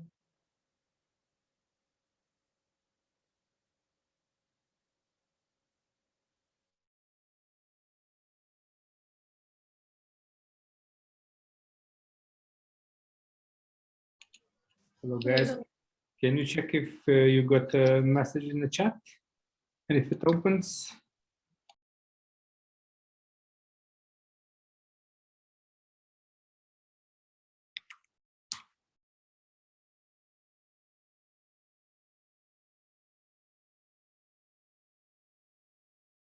Asta, Jorgen, did you get Maria?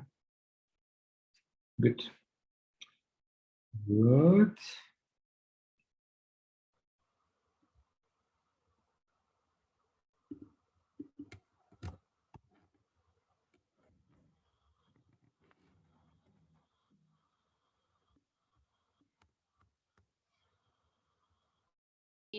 Different things from youngsters. You can put them together, but in general, in my idea, it's not a good idea. But if there is, most probably they know how to do it. How to say? Such a Who am I? possibility. Who am I to discuss. Hello guys, in the chat I pasted the Jamboard for you. Check if it's working. Greetings to your cat, Christina. Yeah, okay, no problem. Yeah. It opens? Yes, everything is okay. Thank you.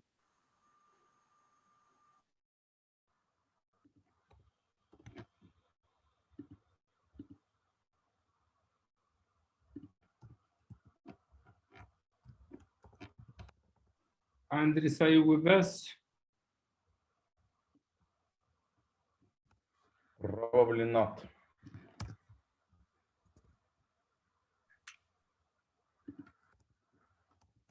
Tai tada tu klausyk, nueik į šeštą grupę įmesk. Iš kur? Iš mūsų bendro dokumento. Gal turi, nes aš dabar ranką neturiu dokumentų. Rooms? Oh, Marius here. Hello. Hey, Marius. What do you need to do now? Only discuss? No, you got a link to Jamboard. Okay. So yes, Andres, I was a little bit faster than you. As always. Yep.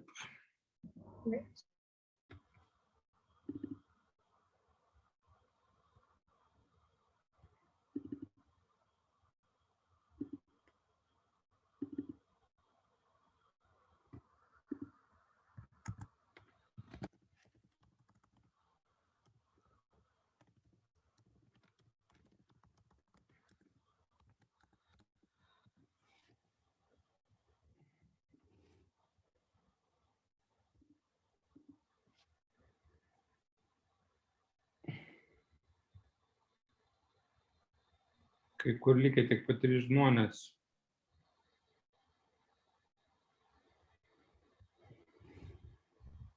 Nieko, padiskutuot, gal greičiau žinai grįš visai čia, gera ta dinamika.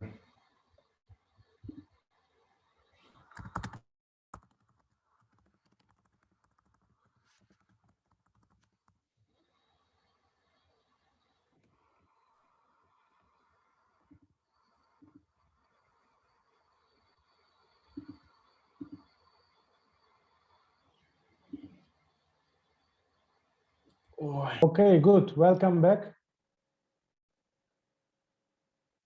We have the last more or less 20 minutes of the day. So with your last energy, we will manage. Good. I checked some of the Jamboards. I think they all look good. Let's see what was your ideal planning, space planning for youth center. Let's start with the first group. Number 1, 2, 3. We continue. We follow the numbers. Marius, can they share? Or you share? Okay, group 1. Yeah, we decided that I should present, and I will try to share our Jamboard. Yes, good.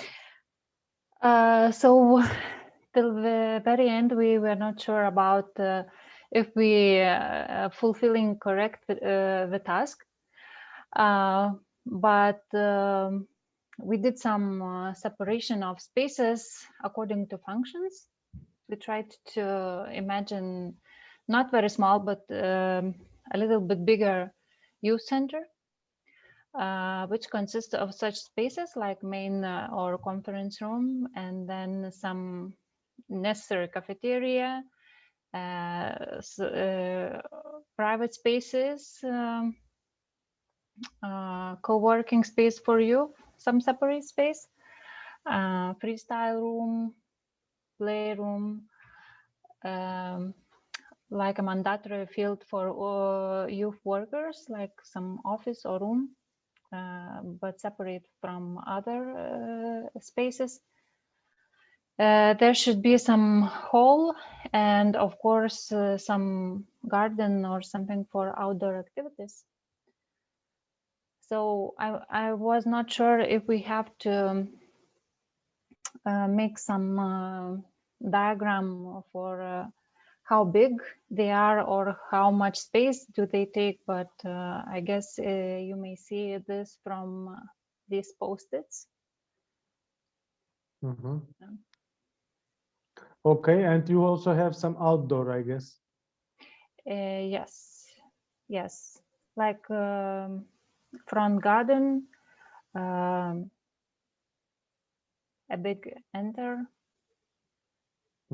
or some reception or checking in. We had a discussion about the necessity of reception as if it's an open youth center, so there is no need for someone to meet those visitors. Usually some registration system is installed, like you come to a youth center, then you scan QR code or something, and you are like, yeah, this for monitoring how many visitors the youth center has. This reception desk is also for not only checking, but also for information, people coming, asking.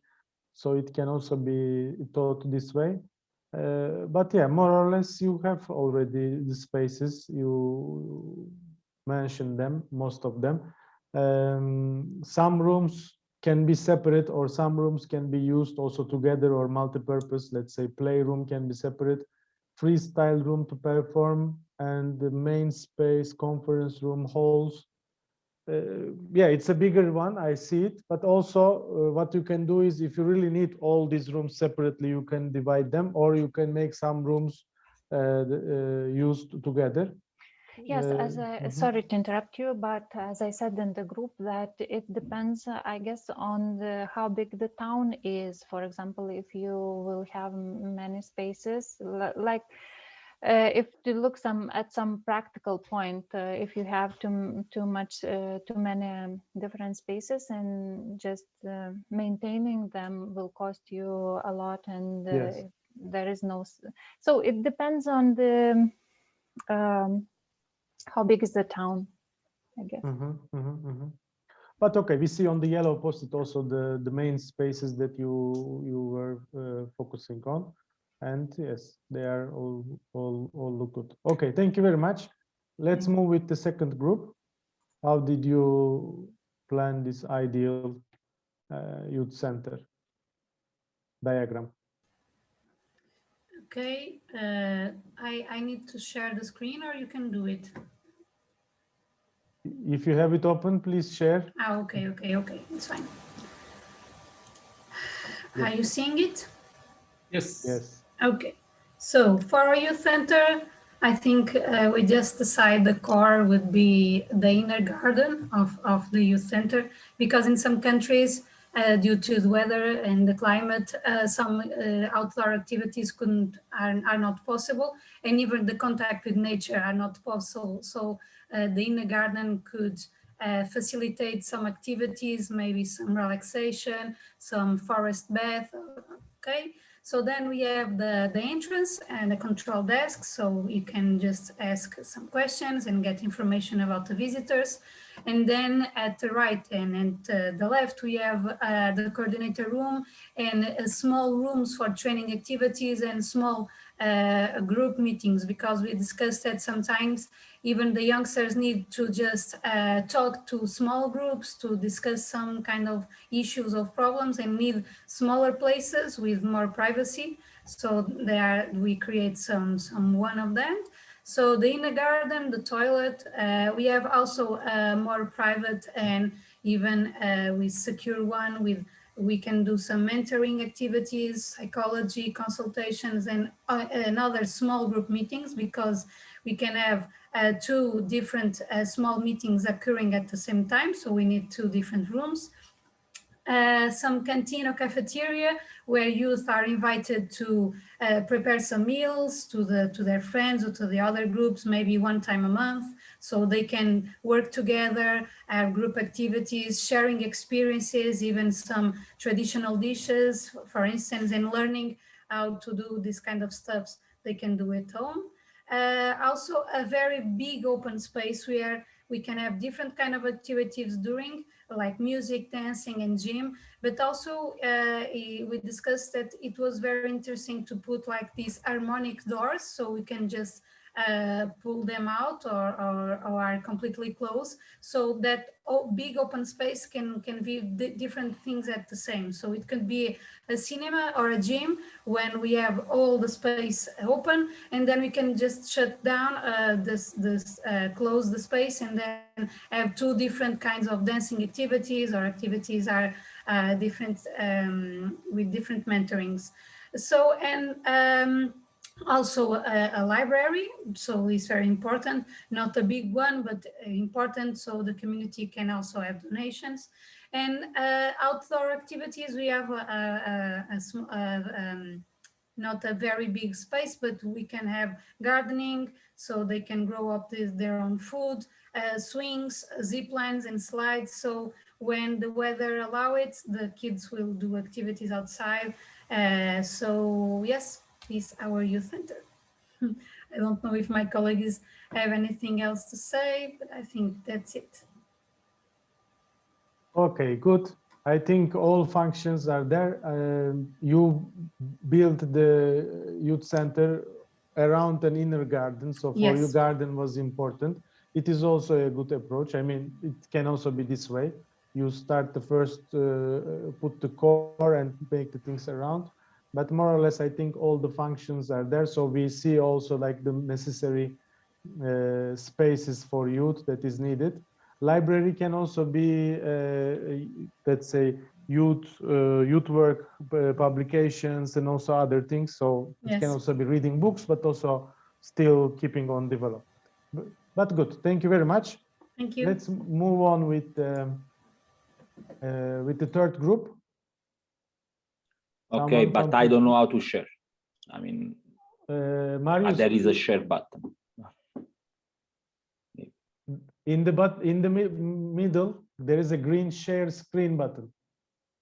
When But you on open Zoom, okay. Yes. click. Easier than. Let's see. No, the Mac asks me to disconnect to put the system preferences. So, okay, it's better if you can do it for me. Okay. Because I never shared the desktop apparently. Okay, sure. Third group, yes. Yes.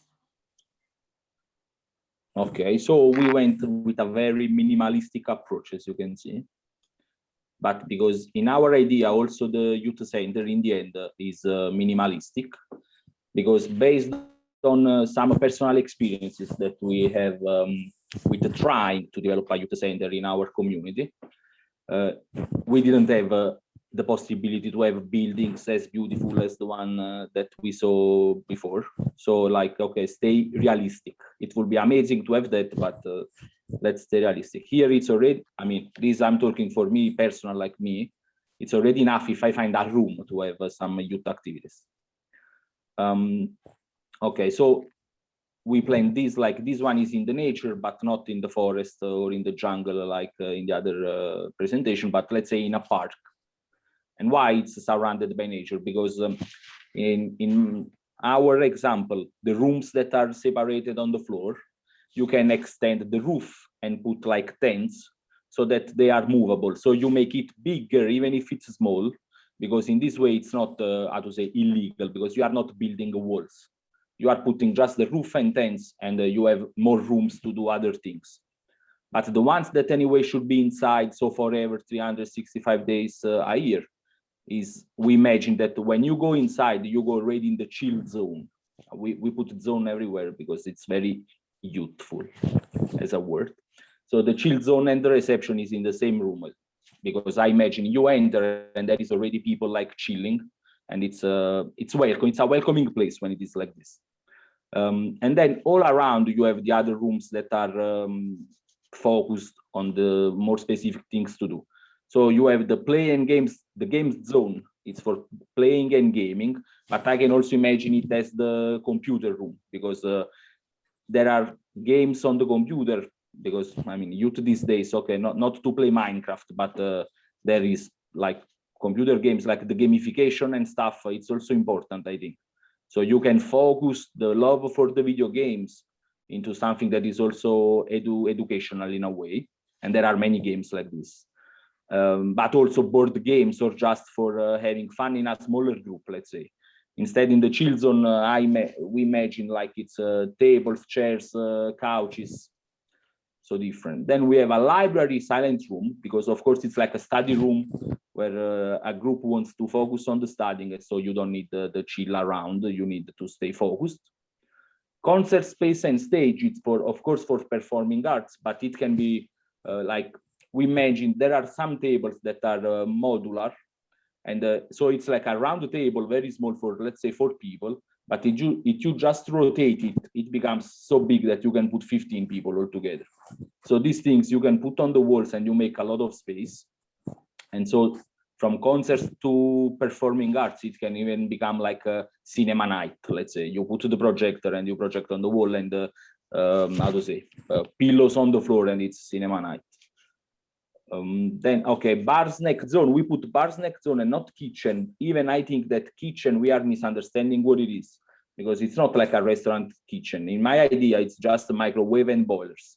So it's just for the things not provided by the youth center, but that people might come from home with them and just use the facility to make them edible again. If you want, in Italy at least, you can have a snack bar inside the youth center, but not a kitchen. So you can sell packed products, but not food, let's say. We see your screen, I must say. We see your screen. Marius, we see the Marius. presentation. Yes. Just to tell you. And in the end, okay, we put on the side the outside space garden, which can be a playroom, like where you can put ping pong or foosball and these kind of things. So it's another chill zone, but outside to enjoy more the nature. Okay, good. I understand your concept to build kind of a really cool chill zone, and you have the functions around linked to it, but all the time people having this let's say more unifying space, and also other functions are there like reception desk and so on. I think it's also similar to the inner garden concept, but instead of garden in the heart, you have this chill zone and you build everything around. But other functions are, yes, they are also there. Good. So the next group is group number 4.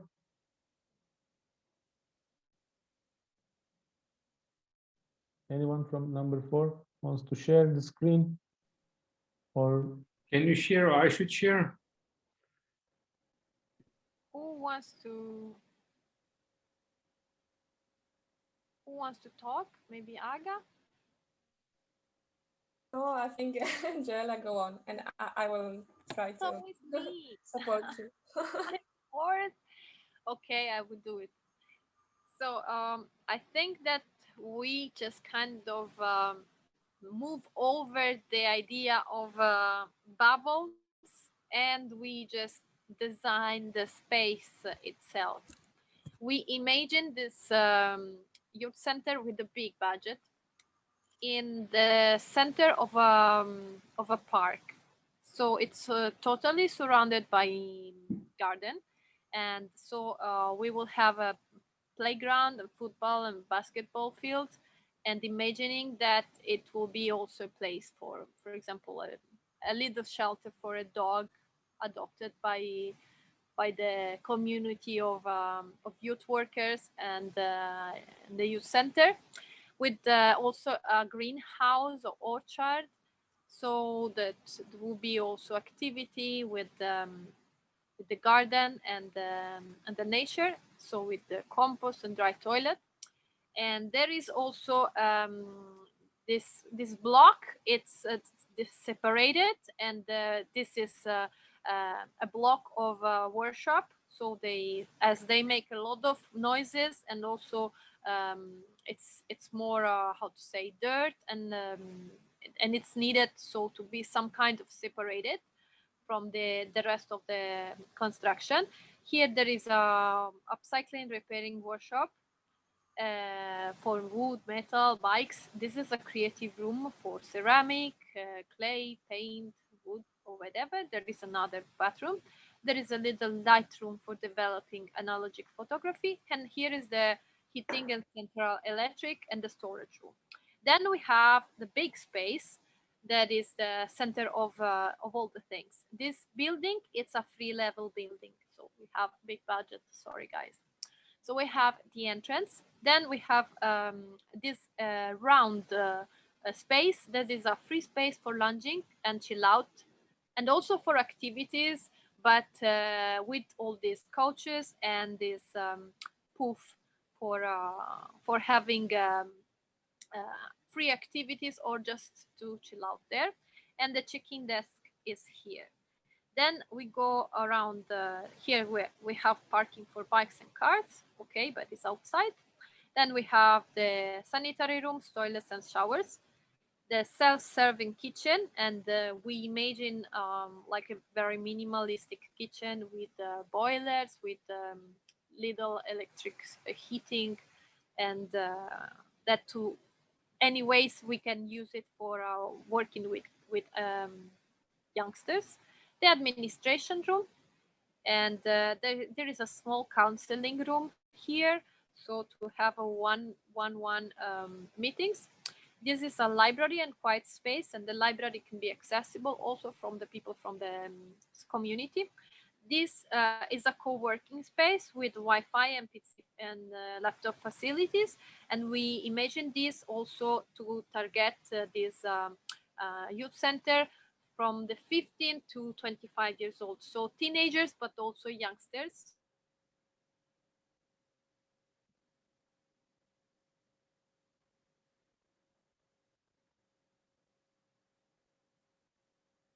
Hello, hello. Yeah, froze. Okay. Okay, so the next one, as you can see, is like the board games room and tennis table,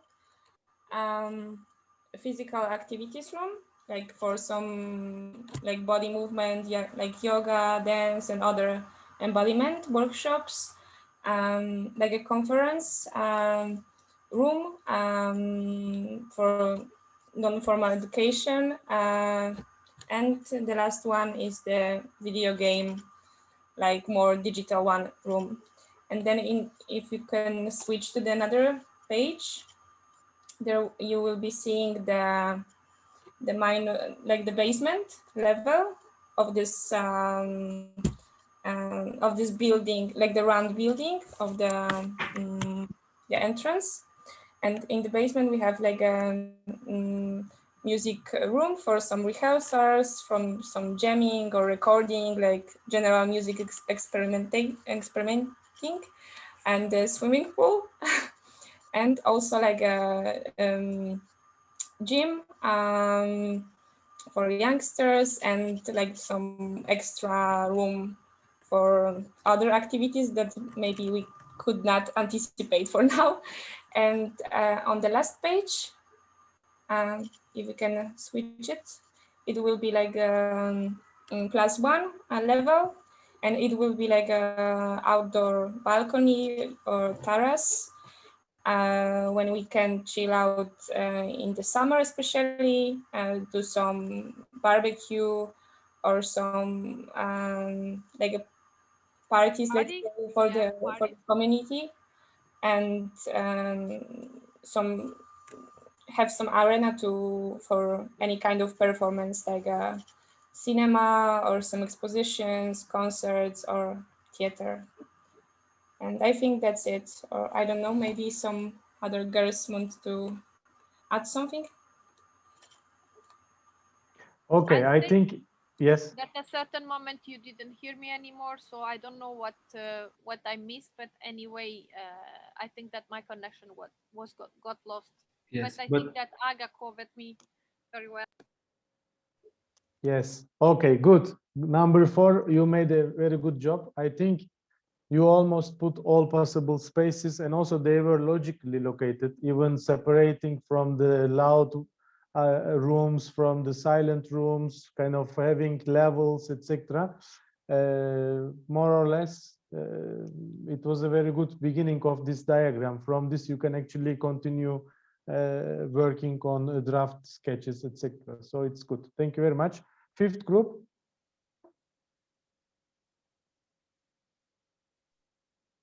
Group number 5. Do you want to talk? Dovil. Yeah, Leticia, you can talk. It's okay. I will tell something if you're missing. Okay, I can share my screen. Yep.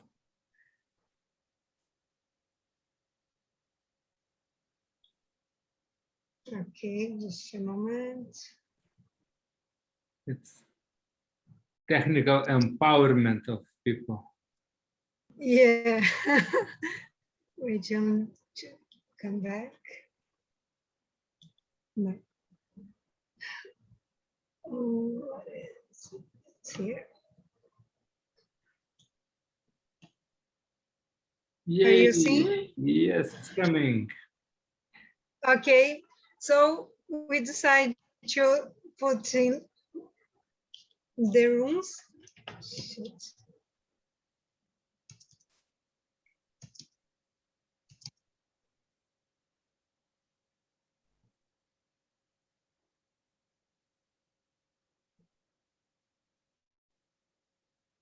In the end, this connection losing for everybody. Sorry. So we decided to put, can you listen to me? Yes, yes. So we decided to put the inside a garden. So it will be like this. The other rooms here in the space, and here free space for freedom and do activities like you can see in these pictures. So Can anybody see pictures? No, because I can hear Leticia, but you cannot see. So look, maybe I will share my screen, okay? And you okay, tell me which page to go to. the second one. Can you listen to me? Yeah. Yes, yes. Now okay. it's good. Now it's good. So yes, this is the inside, like this pictures inside the youth center, and for the people do many activities inside and outside, but all the things in the youth center. You can pass, please. I just So, Leticia, one second. Yes, can talk.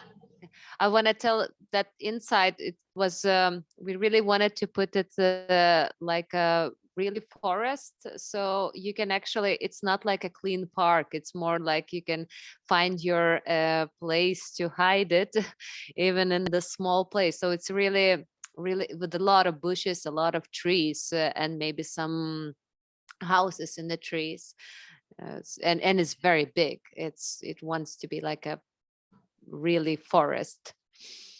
Yes, and you can see this place to socialize, is you can see the trees together. So in that place you can talk and you can cook. Sorry, is the other one, and you can play games together in the middle of this space. Is the number 3, please, Maris? In a library, something like this, like inspired Lelo's library, and with the books in the top. It's cool and attractive for youngers. Do you want to say something about this, David? I just wanted to say about the place to socialize, that we're gonna have a really big kitchen there, so youngsters can make a food, and actually they can serve another youngster. So it's a kind of idea of a bar, real bar and cafeteria in the same place. Yes, you can cook and talk together with everybody. And the last one, pass please. So this is a space you can learn to play some guitars like this, and other space to sport and dancing. So in the same room, you can practice some kinds of sports and dancing. Do I say something, David? And we were thinking about this really musical room that, but it's pretty much other groups set the same, so you can experiment some music and play some instruments. Yes. So I really, yes. I really In like the that you lesson- have indoor golf simulator. Amazing. I didn't mention about it.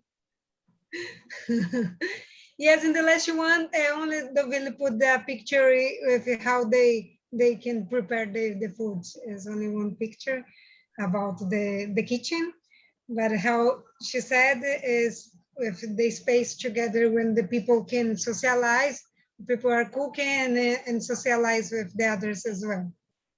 So it's that things. So if you want to say something else, David. I wanted to say that we didn't manage to finish because I think we wanted really to visualize everything, so it took us the time. So yeah, I think other groups said pretty much the same, and we have the same concept that yeah, it's a middle, it's a forest, and then around is going all the need of rooms.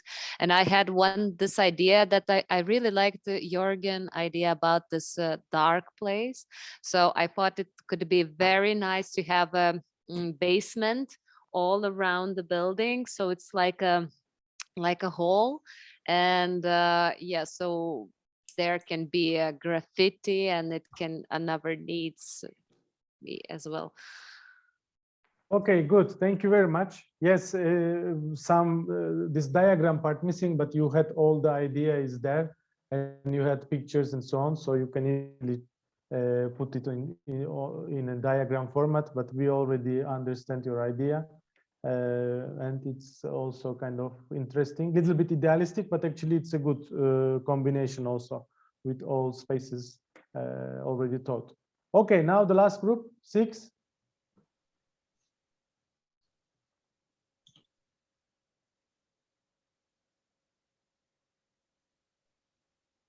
Hello, everyone. Basically, being the last group, almost everything has been said, but our concept consisted on, as you can see in the middle, we have the reception with the common room that has all the links and the hallways through the other facilities inside. We also had the preoccupation of having the game room, the music studio where there's much more noise at a different part, for example, where you could see in the bottom left-hand corner of the silent room or relaxed room, close to the offices eventually. So when youth workers are working, supposedly they're not making too much noise, but that would be the objective of having that vision of where there would be more noise and less noise, so that people can also enjoy their privacy. And then we have the facilities that everybody has spoken to, but we also mentioned and think it's fundamental to have the green spaces. So we have an outdoor garden, a big outdoor garden, which where you can get fresh air instead of being inside. Read a book, do some other activities. That is also, then just have the outdoor would be different from the sports arena or area where you could play sports outside, and the garden would be relaxation, reading, conversation, eventually. So I think that will summarize everything else, but I don't know if you have any questions. That's not the part. Okay, good. I think you have also had a nice kind of connection of activities. It's already visible that it's taught. So now I think all the groups managed to go into detail of necessary spaces and also which one is next to which one and how it functions inside. A little bit, you start to live inside the youth center building itself, both as young people and also youth workers at the same time. So I think we made a step forward on this. So it's good. Thank you very much. For me, before ending the day, let's summarize very shortly some very small tips on these design considerations, let's say, in youth centers. First of all, also, as you mentioned from the first brainstorming till now, create a home-like environment for youth groups. So it shouldn't be so much institutional, so much formal, and also kind of unnatural finishing, textures, colors, more reminding institutional approach. So a home-like environment, natural light, welcoming spaces, welcoming as the chill zone in one of the examples as well. More using kind of residential style doors than kind of a metal doors that are kind of technical rooms, etc. Also windows too. And as well, indirect lighting you can also include, but they should be for sure considered natural lights too. So the second topic is also encouraging creativity. This interior colors, textures, quite important to build a sense of fun, but also these natural tones for backgrounds, ceilings, and also warm colors for accents. For example, remember the orange corridors, but when you go, there are more natural room walls and ceilings, so you need to have a balance. Also, you can consult with the teen group on the kind of color palette we call interior colors. The youth groups that I mostly will be using. I think, if I'm not wrong, in Elektrinai, I remember almost 2 years ago, even the youth groups were painting the walls with these triangles and different colors and so on. So it is also kind of a good approach. It also gives them a little bit ownership. Also providing space for the youth to represent themselves, to show themselves, their artwork, but also themselves, their personality recognition. This I also agree can be a dark space, can be a special dedicated wall. So this kind of design display areas will also be good to include. Encouraging autonomy.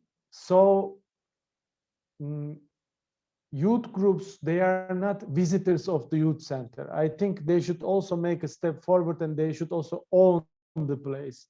In this case, some independent access, some independent ownership for them is quite important. That's why I mentioned, for example, snack bar can be controlled by the youth groups, but the kitchen, let's say more with electric and explosion things, can be with the admin staff or the special kitchen staff as well.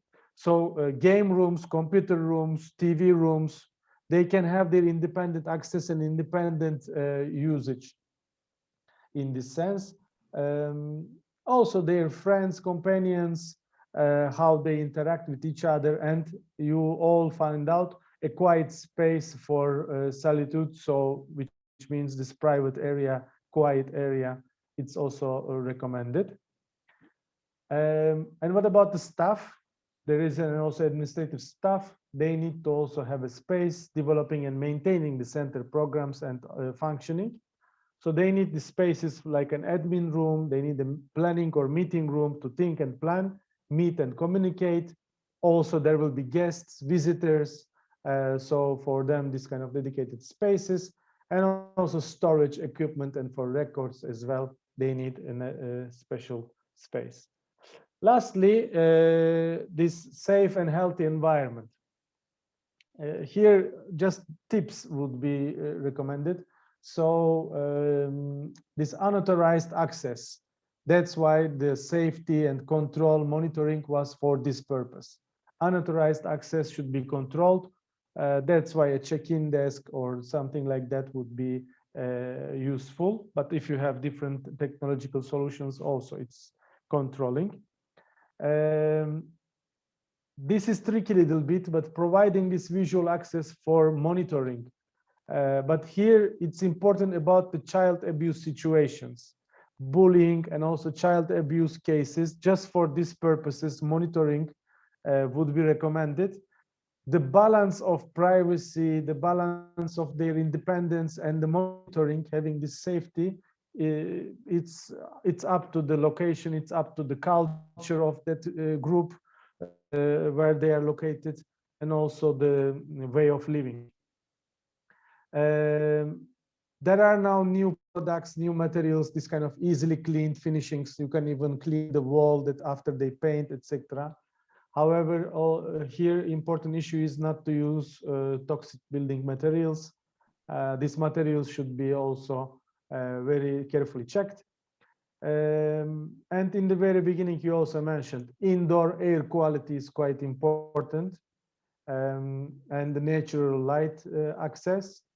And lastly, these furnitures, equipments, products, all these finishings, also already in EU overall, this asbestos and also lead is not allowed. But once again, to remind that it's children, youth, they are under 18, most of the cases. So this responsibility is on the institution, on the youth center, and also on the staff themselves. So this is the summary of little bit on details on products, materials. I think we made a good, let's say, creativity day together with you. In the beginning of this thinking of design approach, architectural thinking, having youth centers in really extreme, interesting locations. Also thinking about the context of the youth center, where it is located, it is quite important. And the challenges that you are facing with the youth spaces, and followed by the how to say, the functional diagram of an ideal youth center. So now more or less spaces, how they are functioning, how they are linked with each other. As I mentioned in the very beginning, it's good to focus on management programs, activities for youth, but also these activities, remember, they will take place in a concrete space, which is youth center, rooms, workshop rooms, chill out zones, dark corners, outdoor areas. So this also needs to be considered. Why we think about today in the program? Because how to establish a youth center, you are developing a lot of competencies and also knowledge. And one day an institution will contact you and they say, please advise us, but we also need your support.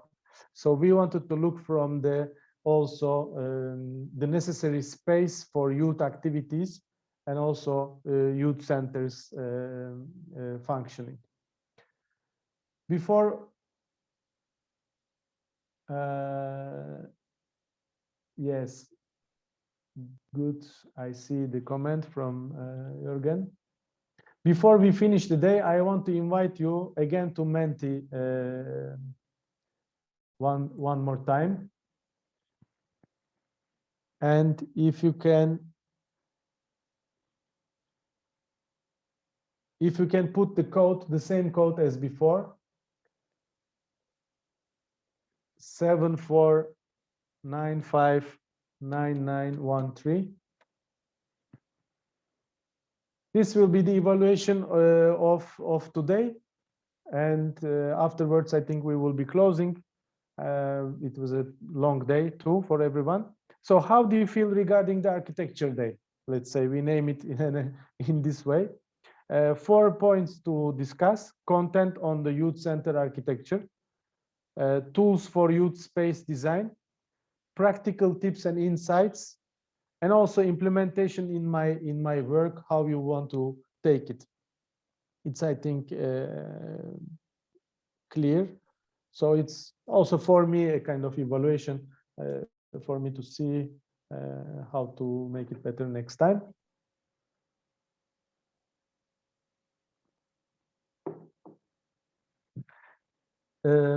These presentations, I think we will also we can also share. I will try to export as PDF maybe, and we will find a way to send to you. Okay, good. We have 12 people already making. Let's wait for 1 more minute and close.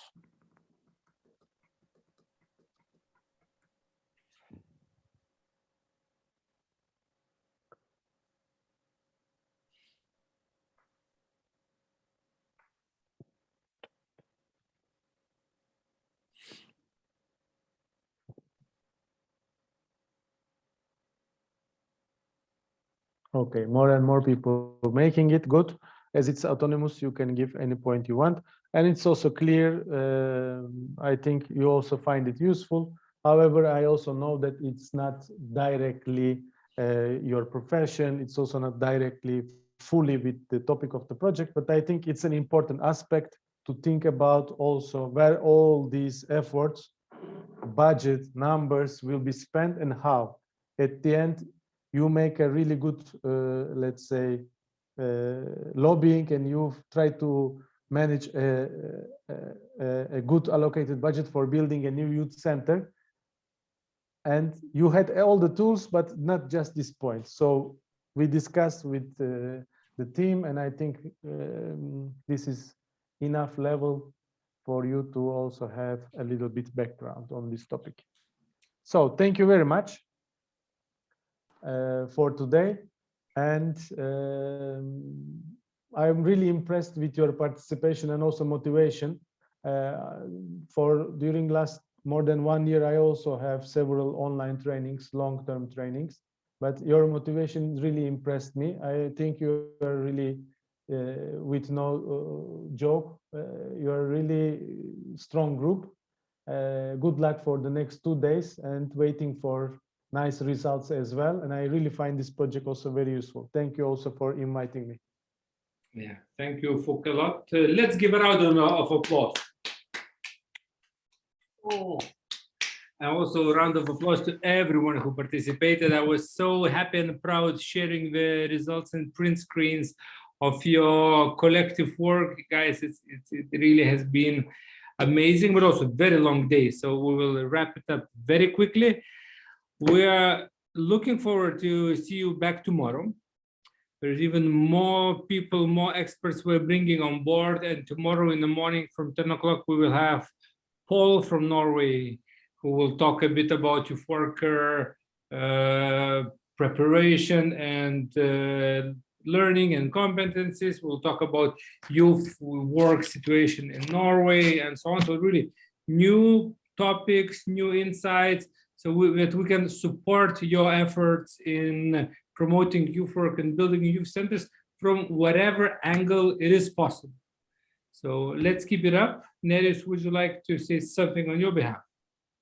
Yeah, on my behalf, I'm a bit sorry that I missed the first part of the day because I had other commitments.